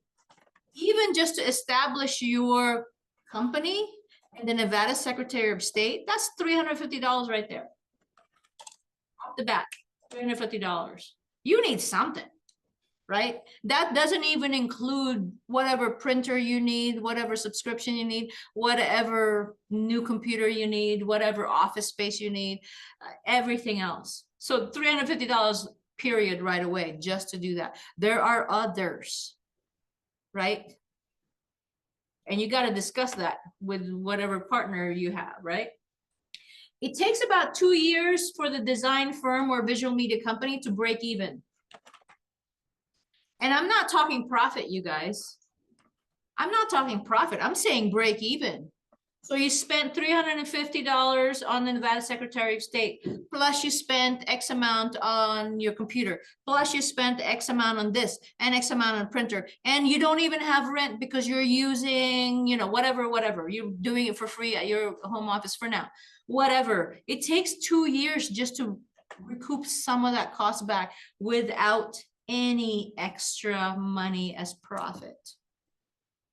So be real with yourself. Do you have 2 years to wait on this with no income? Probably not. So what you do is you do this on the side for a little bit, keeping the business open and accepting as many clients as you can until you grow bigger and bigger and bigger, and then you can quit whatever other stable thing that you're doing now. Be realistic. Don't just quit everything. It will take 2 years. If you don't have any income within those 2 years, what the heck are you gonna do? Right? Just know that. You'll need at least enough money for 24 months just to break even. Okay? This is, I said, this is the broccoli. I'm giving you guys a broccoli. This is the real thing, right? You should have at least one major client, at least one.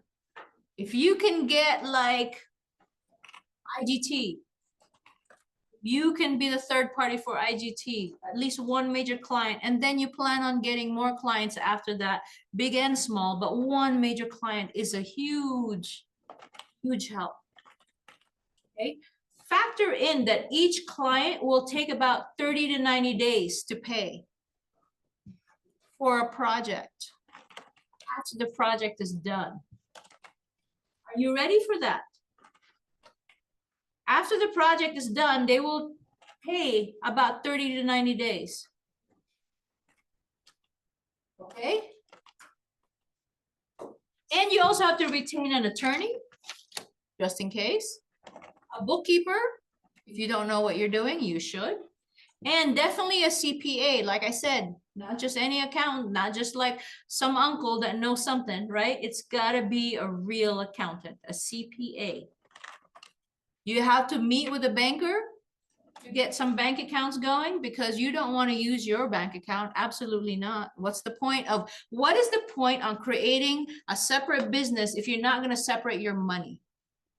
The IRS or whoever the lawyer or the judge is going to find out whether you've been mixing money, yours versus the entity, right? Or the company. If they see that you've been mixing the money in some way, then they're gonna be like, oh, so you never separated, so we can go after your house. What's the point on creating a separate entity if you're not going to separate your assets? Okay, definitely meet with a banker, get some bank accounts, business insurance, right? And also business insurance for workers' comp. If you start having employees, you have to have workers' comp.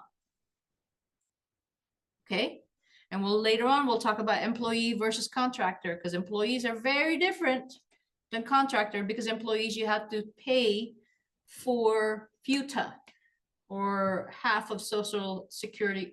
We'll get into that in a bit. Okay, so workers' comp, you need it, right? If you have employees.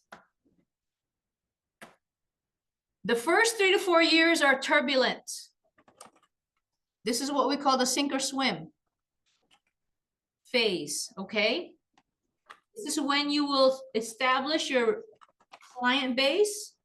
We have big clients, we have small clients, do we have many small clients versus one big client, or do I have one big client and 2 small clients? Whatever, you got to establish it. This is also when you establish your reputation. Are you the type that said you could do this, this, and this, but you really can't? That's when people are gonna figure out what you're about, right? And this is when you sweat the big stuff. Can I make payroll? Can I pay my people? If you have, of course, if you have employees, you got to pay them, right? This is when you sweat the big stuff. If you only have contractors, then you pay per project, right? This is when you don't know if your company will survive tomorrow. It's gonna happen. 3 to 4 years, the first 3 to 4 years is when you sweat the big stuff. And then after that, it's up to the founders on how fast they want to grow after the first 3 to 4 years. And let's say you survived it. Let's say you didn't sink, you swam, right? How fast do you want to grow? Right? If a large project comes in, ask these questions. How many people do I need to hire to complete this project? Number 2, can I retain these people after this project? So maybe you can't hire them as an employee because you don't have another project lined up. So maybe this is a contractor. However, there are rules to contracting, which we'll get into, not today though, okay? Do they meet the criteria of contractors? The law is very, very strict about contractors versus employees. If you're treating your contractor like an employee and the IRS finds out that you're treating them like an employee, even though they're a contractor, you could lose your entire business. Very strict. Okay? Because workers' comp comes with employees. And if you say you have no employees, you don't pay workers' comp, right? And no unemployment insurance. So you got to be careful with that.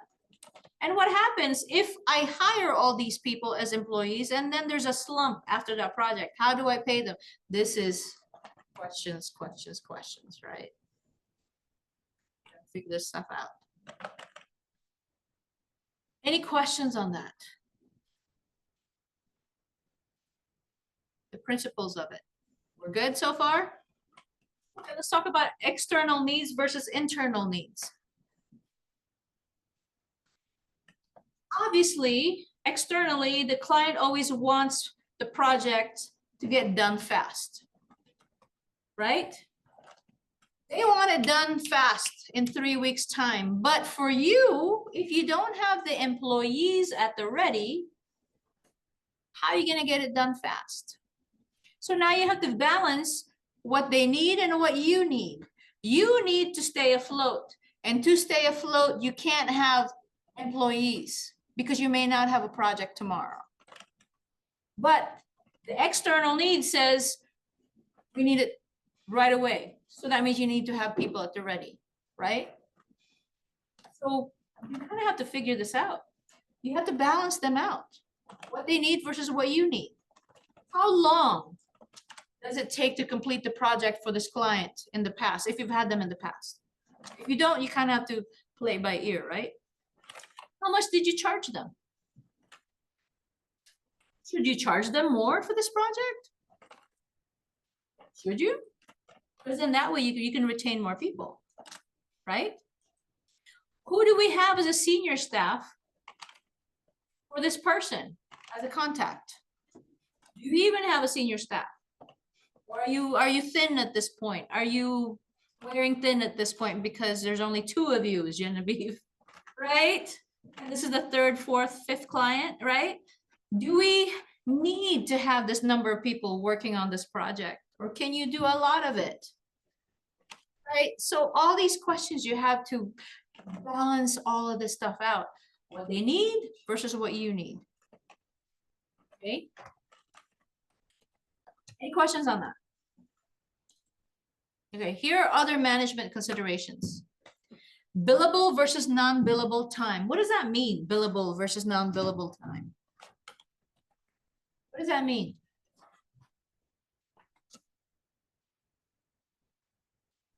When you can charge for something. Yes, that's it. That's exactly it.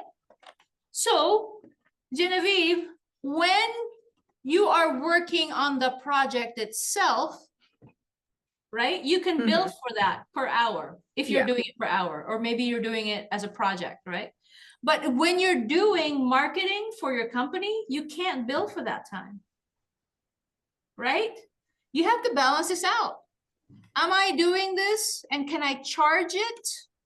Or is this something that I cannot charge to anybody? Billable versus non-billable time. You have to figure that out. So in a 40-hour week, if you're doing only 40 hours, because realistically, if it's a new company, you're going to be doing more than 40 hours, right? If it's, let's say, 40-hour week, and right now, because you're trying to really get clients, you're doing 20 hours of marketing of some sort, creating, you know, stickers, creating flyers, creating, you know, website, all that stuff, 20 hours, and you can only bill the rest of the 20 of the other 40, right? The rest of the 20 to make 40 hours, you're not going to be making money. So you're going to have to figure this out. Okay, staffing, how many people do you need? Do you even need people right now? Can you do the bookkeeping yourself? Be careful though. We think we know more than we actually know. Okay, just know that you may not be the best person for a certain job if it's not your forte. Okay, teams. How many teams do you have? Or is it just 2 of you? Right? Financial targets. What's your target for this quarter? Sometimes a year is too long. 12 months is too long. So it's better if you do per quarter. So for the first quarter is 3 months, right? Because you divide the whole 12 months by 4. So that's 3 months. So for the first 3 months of this year, what is my financial target? If I can make, I don't know, $2,000 for the first 3 months, because we're thinking small at first, right? If I can make $2,000 for the first 3 months, I'm good. And then for the next 3 months, if I can make 4,000, but be, you know, whatever it is, but be realistic, okay? Ongoing issues, there might be some ongoing issues. It could be printer, it could be whatever, right? There's gonna be some, it could be people. There might be some ongoing issues with clients, okay? Or management in some sort. Any questions? Those are just other management considerations. Like I said, we're going to be talking more about this. That is the end of today's lecture. And we will be going straight into the exercise, which is about what we just did, really. Questions about everything? All right. Everyone go into the modules.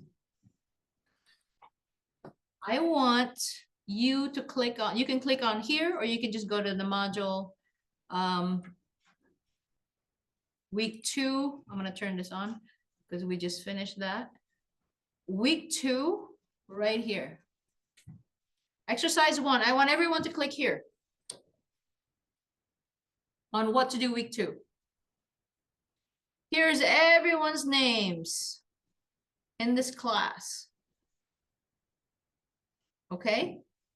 I want you to brainstorm. So the first, for those of you who've had my class before, you know what this is. This is just another Google Doc. All of us can type in it. Please be courteous of other people's pages. Look for your name here. For example, Marinol. Huh? I'm gonna pick on you again. Marinol, she's gonna click here. Right? This is where she'll start typing. Okay? These are the questions that you're going to look into. Oh, right here. You're gonna brainstorm. This is what you're supposed to do. Ask yourself these questions. What structure do I want my visual media company to be when I first open it? Again, this is a visual media class, so you have to, some people actually already know, right? But you have to pretend if you don't know, right? You have to pretend that you want a visual media company.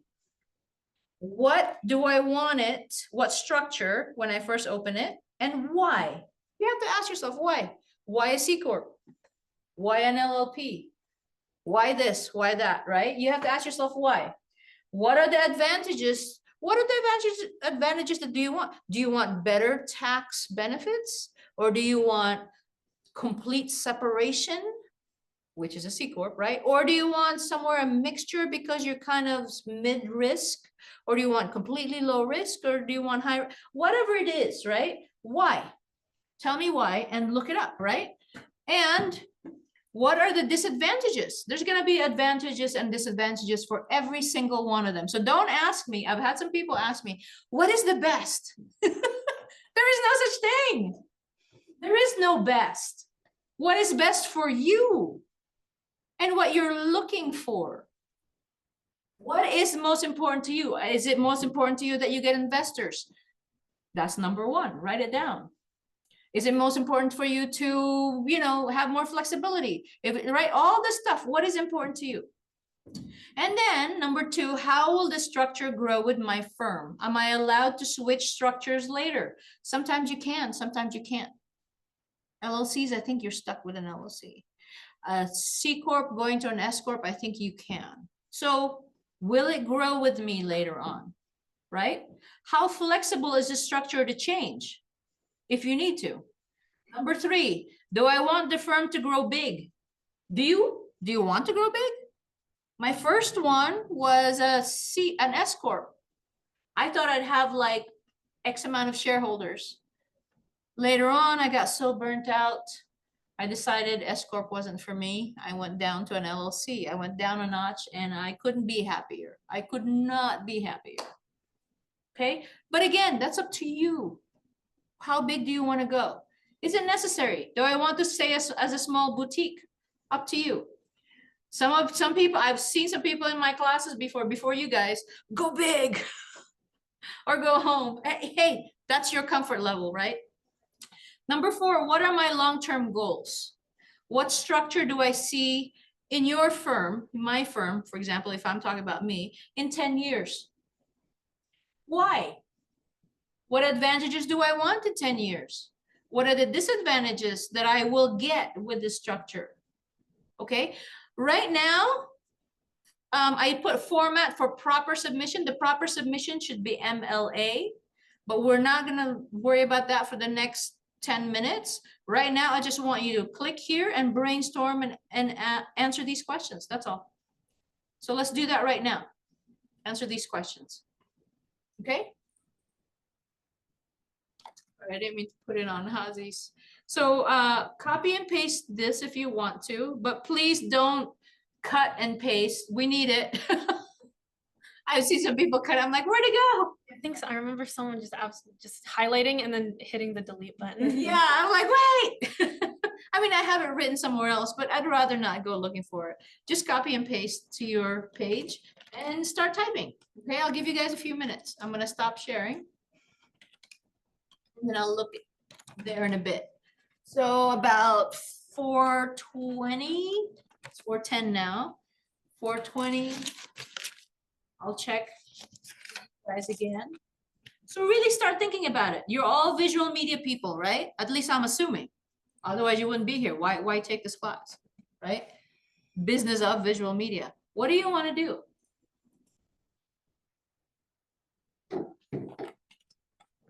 Design company, animation company, game company, Sam, maybe, right? Highly likely. Voiceover company.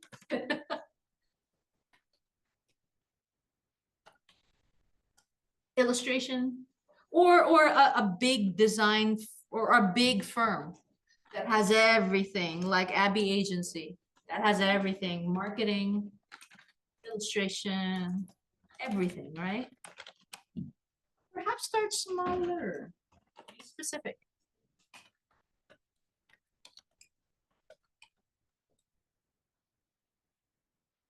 Or web design. People make money off of web design.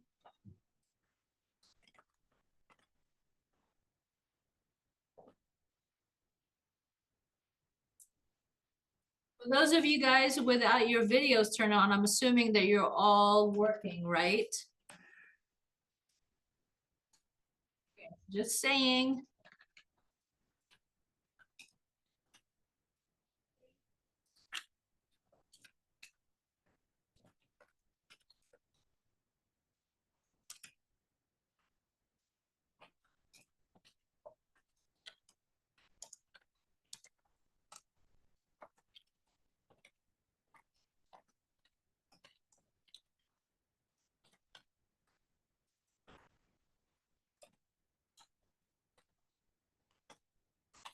You're fast typers. Wow.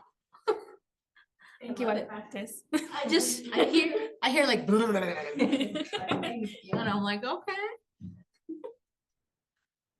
Love it. You know what? Whoever's typing really fast is gonna do really well in grad school. Just saying. I'm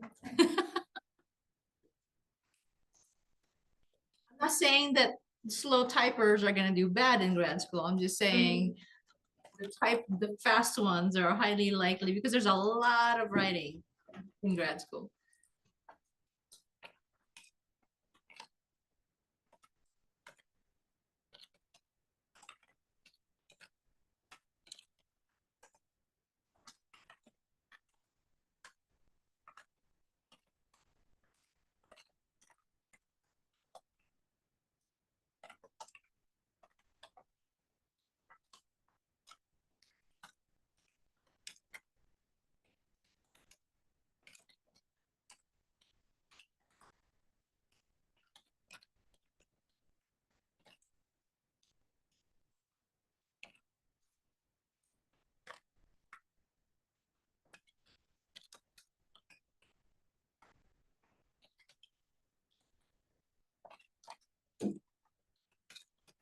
And for those of you who may have some questions, either ask me or just go look at my my lecture that we just finished. I just turned it on. I just published it in the module for week 2.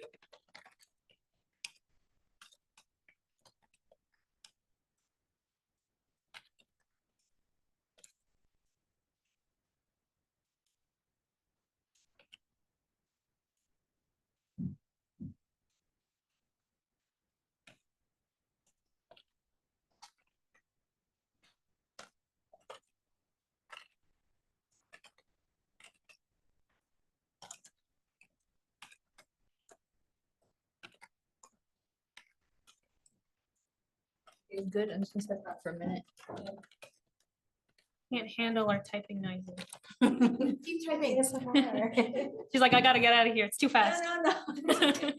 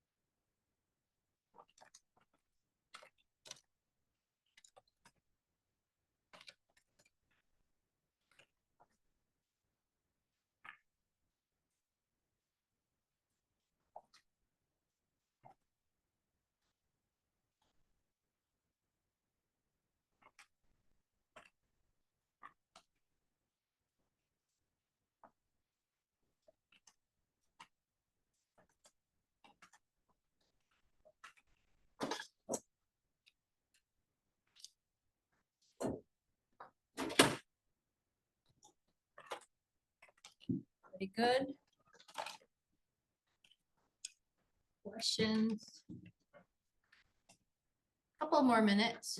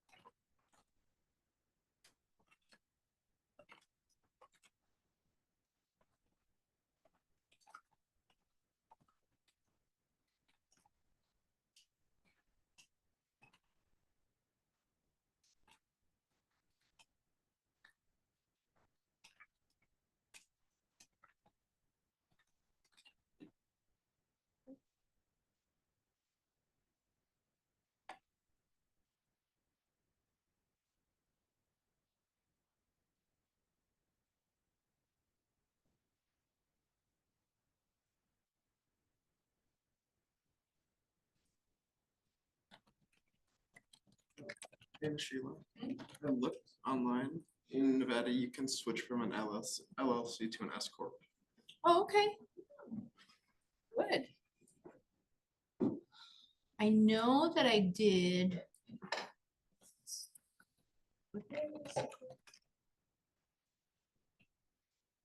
It was one of the bigger ones and I went down to an S corp. I didn't know you can go from down to up.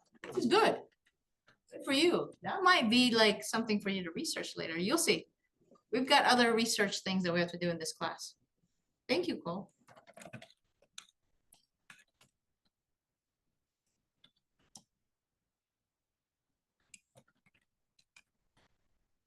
In Nevada though, right?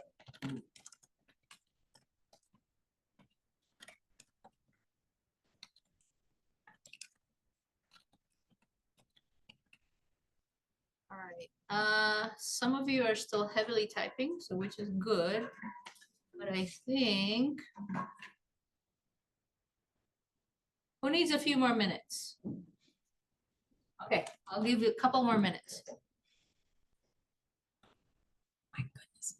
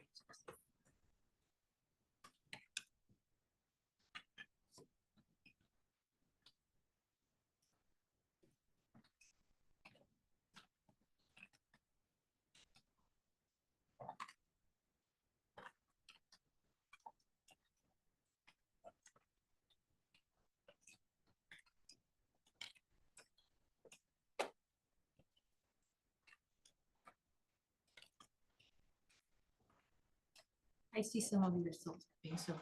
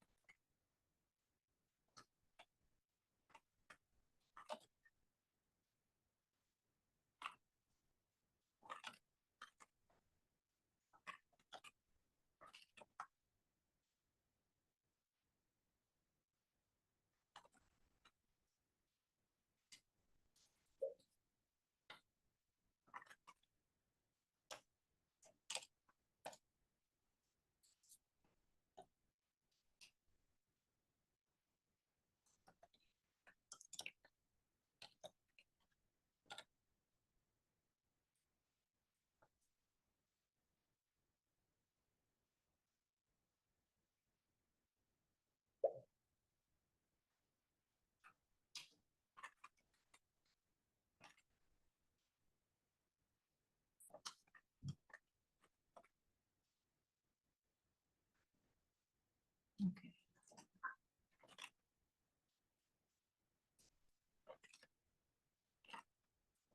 I think we're pretty done, most of us, right? Yes? We can finish this in a, after class. So who wants to share? Who wants to share what they have? I'll go. Okay. I heard Ian and then I saw Genevieve. So Ian and Genevieve, okay? And then other people after that. So I'm going to look at Ian's right here. I'm going to share. Okay. Tell us about it. All right. So for question 1, Mm-hmm. I said that I want my structure to be a voice studio where I direct animated shows like anime and cartoons. I would have to gain the right to these shows, and I would love to voice direct for them, and the public could see like and I could get voiceover artists to voice characters in these shows I want to direct. And the advantages I would gain is taxes and ease of operations, because since I'm the one that wants the studio to be built, I know I'll have to like pay for it to be built wherever I need it to. Mhm. So wondering which structure are you thinking of? As in like LLC or C Corp or C Corp. C Corp, you want to go big? No, the opposite one. Oh, the opposite one. Yeah.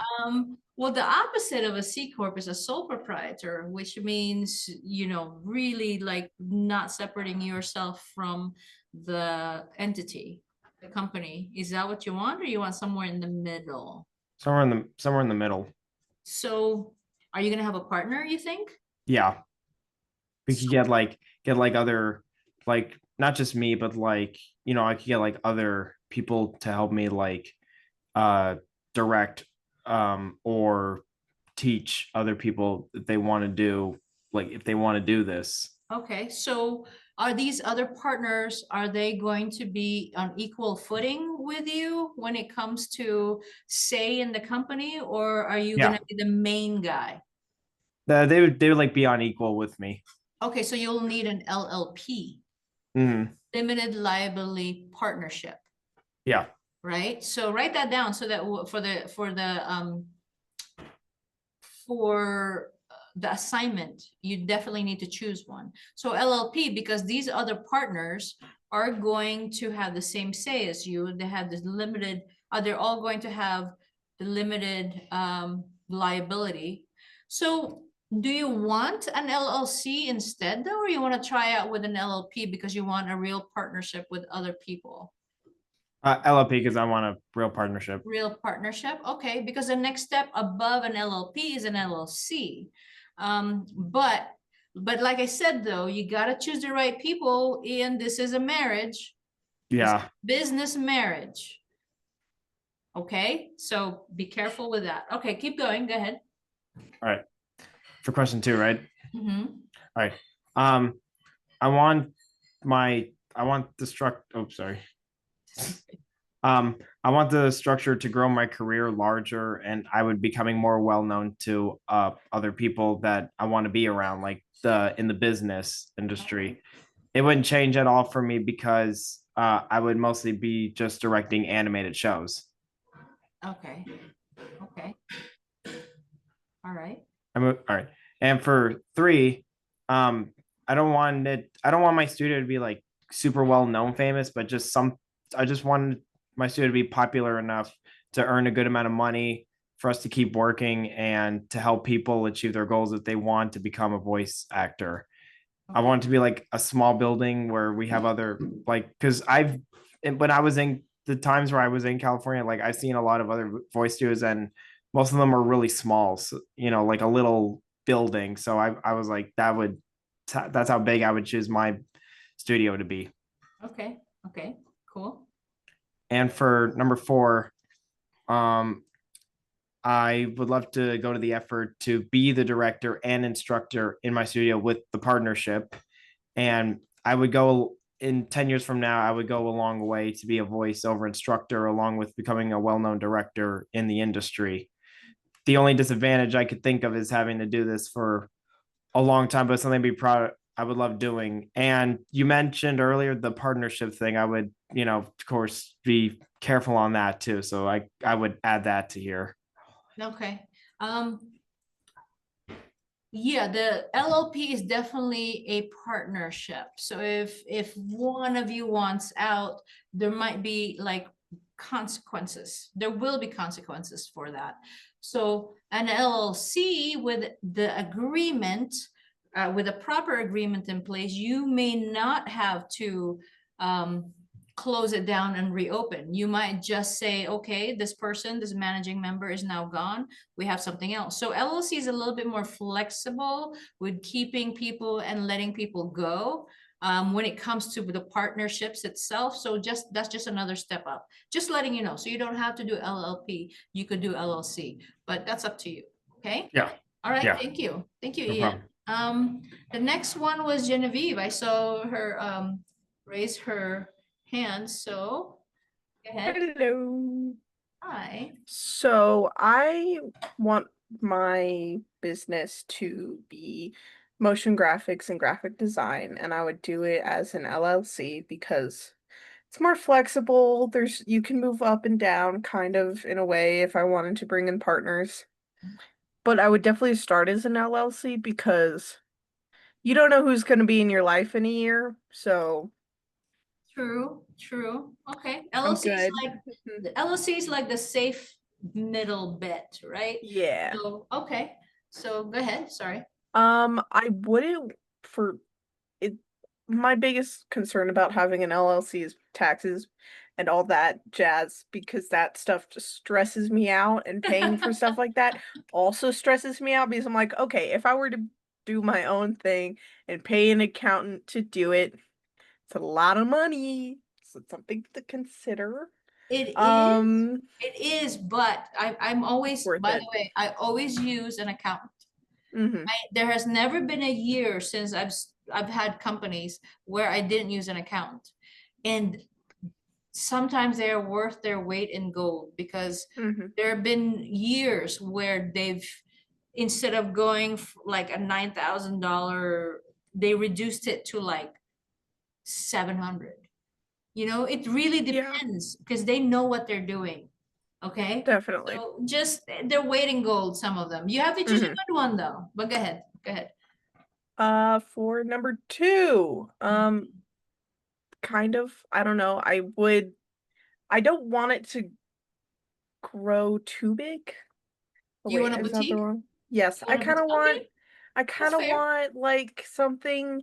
I don't want it, so I want to make money, obviously, like most businesses do, but I don't want to make like extortionate amounts of money. It would never go public. Okay. It would be public in a different way, in a Okay. communist way, like co-op, like a co-op type thing. All I right. might do that. Who knows? Sorry, my cat's trying to steal my spring rolls. I want some long-term goals for me would be I want to be able to make enough money in this LLC to buy a house. Maybe Okay. hire a few employees. Nothing Okay. crazy, but like showing my growth as a productive person in society. Okay. That's totally fair. I mean, it really depends on people's comfort level. I've had, like I said before, I've had some people that says go big or go home, and I've had some people that says I'll stay right here. I'm good right down here. Mhm. I'm not looking for everybody else's money. I'm looking for specific money. Yeah. Okay. All right. I get it. No worries. Good. Good. Thank you, Genevieve. Of course. Anybody else who want to share, maybe from this room? Anyone? I can go. Yeah, so let's look at Coles. Yeah, so at the moment, I'm leaning more towards, like most people, I feel more towards LLC. I feel like just the protections it gives that is more beneficial than like I would take tax implications of that over the risks of staying as a sole proprietorship. So, and like, what allows me to, if I want to grow in the future or stay small. Good.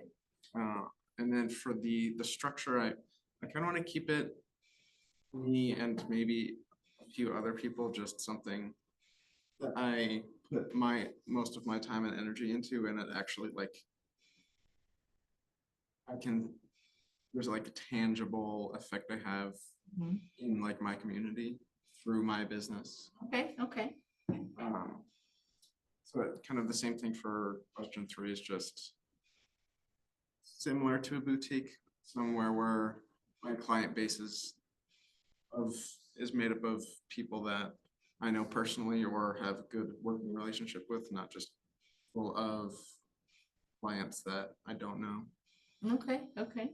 And then in 10 years would just be slowly growing, bringing in more, like a few clients a year after the initial like 2 or 3 years of getting as many clients as I can to stay afloat, but just like slowly adding to the client base. Okay, So it doesn't grow beyond myself. that's fair, but just reminding everyone from last week that it is normal for our industry to keep clients for about 24 to 29 months. If you get them beyond that, you are blessed, beyond blessed. But if you lose them after that, it is actually fair. So there's still gonna be, it's one of those businesses where you're always gonna be constantly looking, okay? Okay, just reminding everyone. Okay, thank you, Cole. Anybody else? One last one.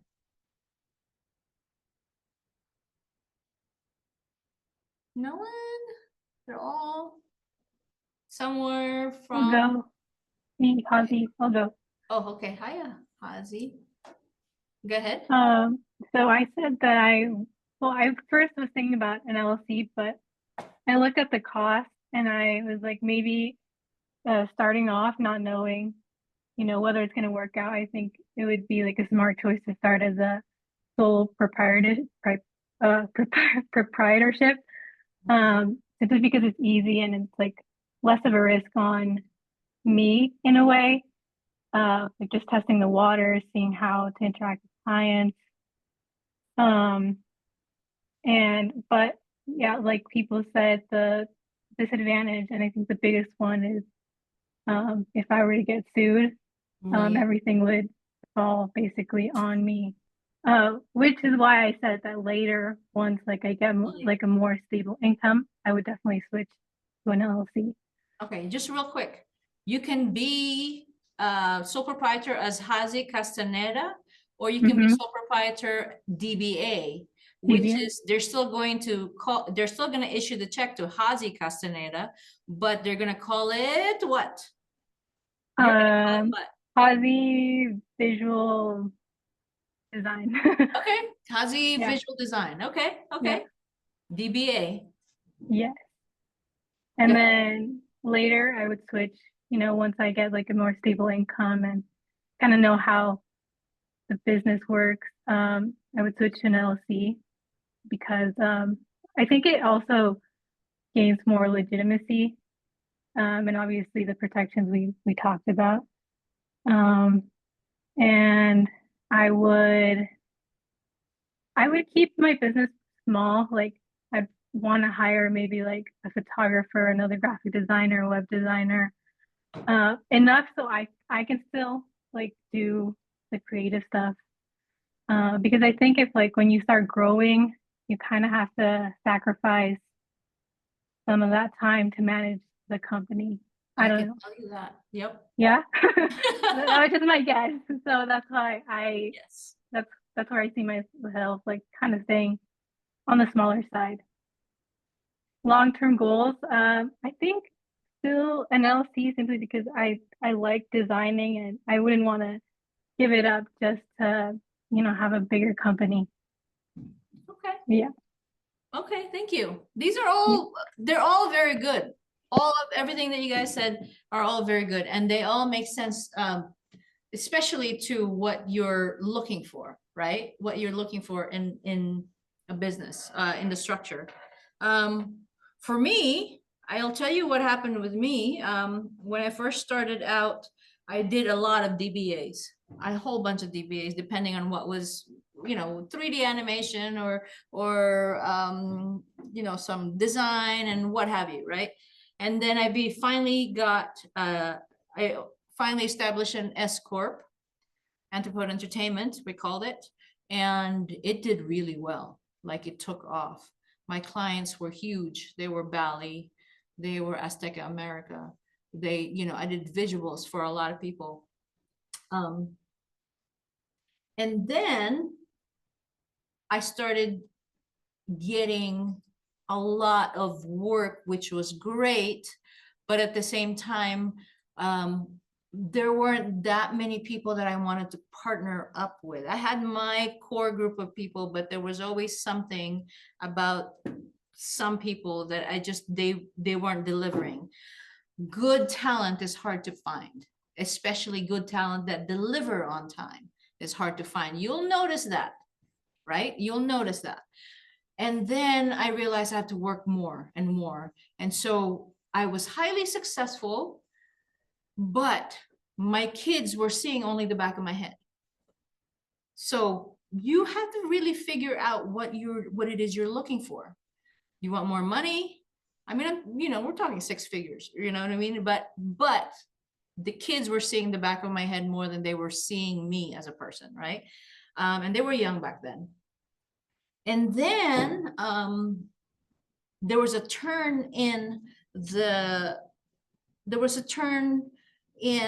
I think 2010s, where a lot of work were going into India and to not China at that time, it was going to India.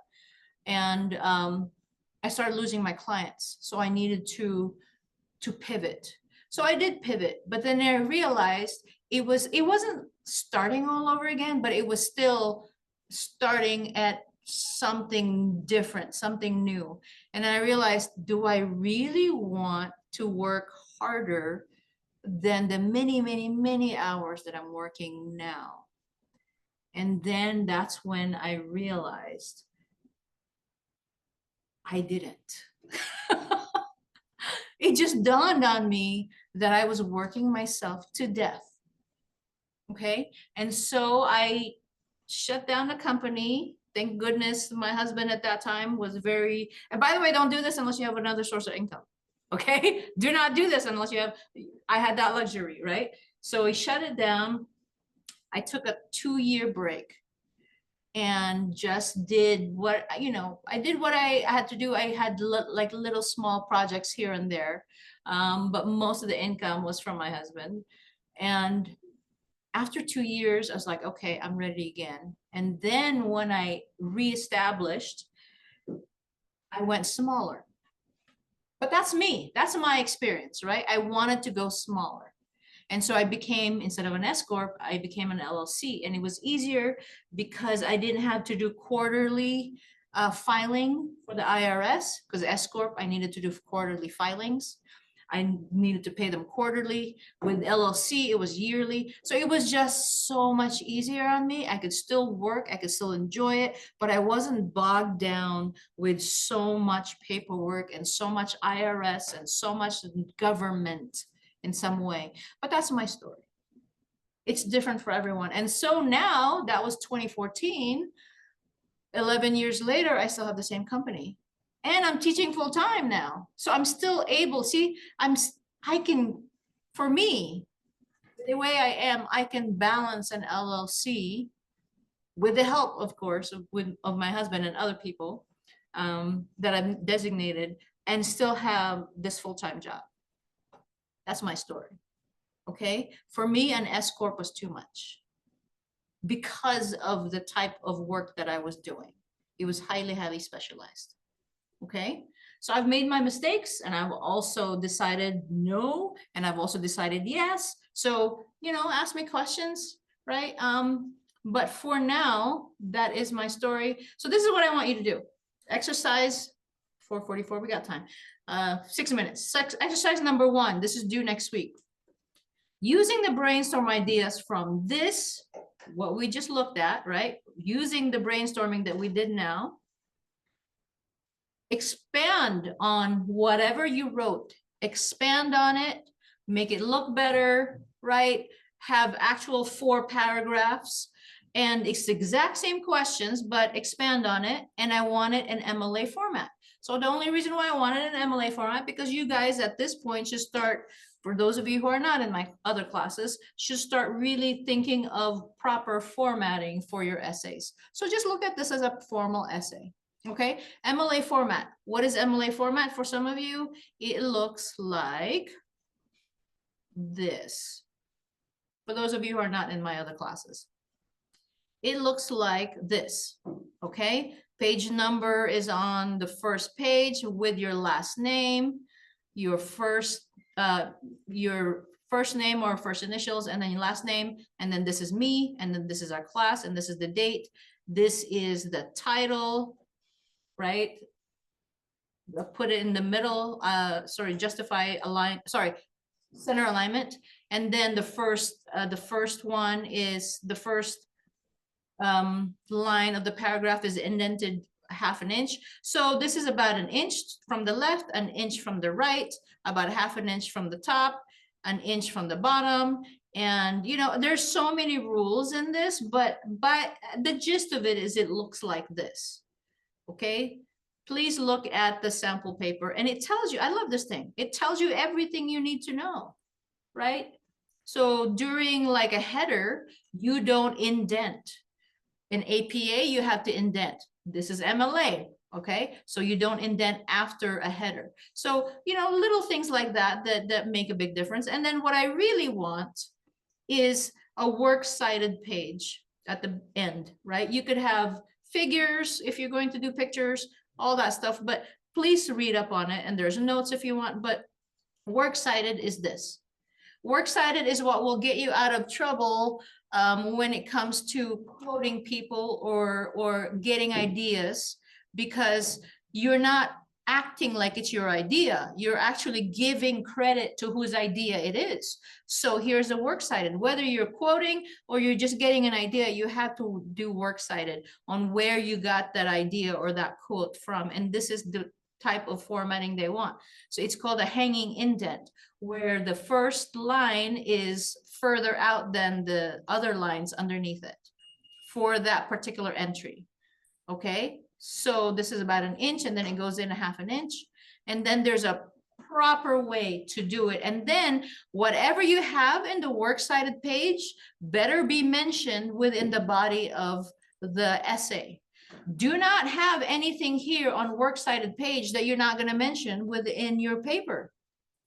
Okay, you're just giving me more things to look at that don't belong in the paper. Take it out if you're not going to mention it, but you have to mention it if you're going to put it in your works cited page. Okay, so where do you get the rules? The rules are here under Purdue University. I love this thing. They have good APA formats. They have good MLA formats. For this class, you're going to use MLA format. Okay, this tells you everything. How to, what does it look like for the style guide? What does it look like when you're doing an in-text citation? In-text citations means how do you mention it when you're mentioning it, right? Here's an example. Wordsworth stated that blah, blah, blah, blah, blah, and then page 263. Or romantic poetry is, and then you do a quote, and then Wordsworth is the author, and then the page space, and then page 263. And then when I look it up on my works cited page, I should be able to go, oh, this is the book that they've been talking about this whole time. Wordsworth, which is this, and this is the name of the book. And then if I say 263, oh, okay, if I were to get this book or borrow this book, I should be able to go to page 263 and see this exact same quote. Okay, so that's what this is. This is the in-text citation where you mention it within the body of the format. I mean, body of the the essay, and then this is the works cited page, what you put up there. Some are longer, right, depending on what the details are. So please look through here. It tells you everything, how to, you know, sample papers there also, how to do figures, tables, and examples, etc. Okay, and it tells you what can be cited. You can cite many things. You can do books, you can do see, this is any citation, author, title container. And by the way, just because this doesn't have a 1/2 inch because of the, but it is 1/2 inch in here, right, going in. Okay, this is just how they have it displayed, but it is 1/2 inch. Okay, let's see, you know, it tells you all that stuff. And back to here, we're almost done, don't worry. The last thing I'm going to show you, this is the sample paper. The last thing I'm going to show you is the document, the Microsoft Word. Download this and just fill it in. That's all. It's already there. Put your last name in, your name, instructor name. It's all there. It's already a template. If you use Microsoft Word, it's already there. Please use it. Okay. Save yourself the trouble of formatting. Okay. I don't have one for Google Docs. I mean, for Google whatever, right? Sorry, but I do have one for Microsoft, and that is it. Exactly 450. And that is it. Everything else I've covered. Any questions? How was your day? My day was great. Thank you for asking. It's great because we got through everything that I wanted to cover. Sorry, I didn't mean to put Hazi like that huge. But that is it, you guys. Thank you very much. That is due. That exercise is due. MLA formatted is due in a week. Exactly a week. All right. Okay. Thanks, everyone. I'll stay for some questions. Bye. Bye. Bye. Bye. All righty. Damn.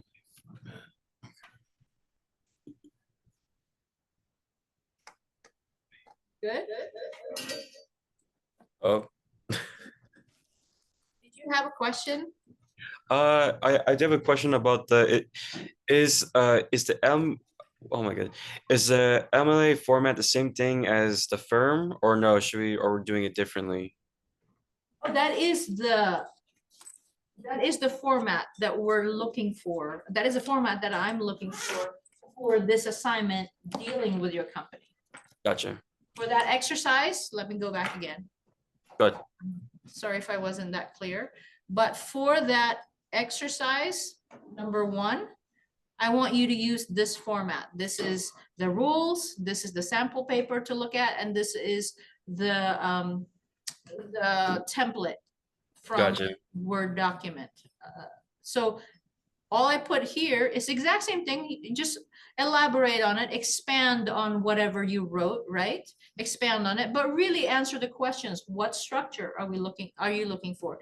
Expand on this. So you should have about 4 paragraphs because you're going to answer these questions plus more, right? Expand on it. But the format I'm looking for is MLA format so that it looks like, this. If I were to read it, it's going to look like this. Gotcha.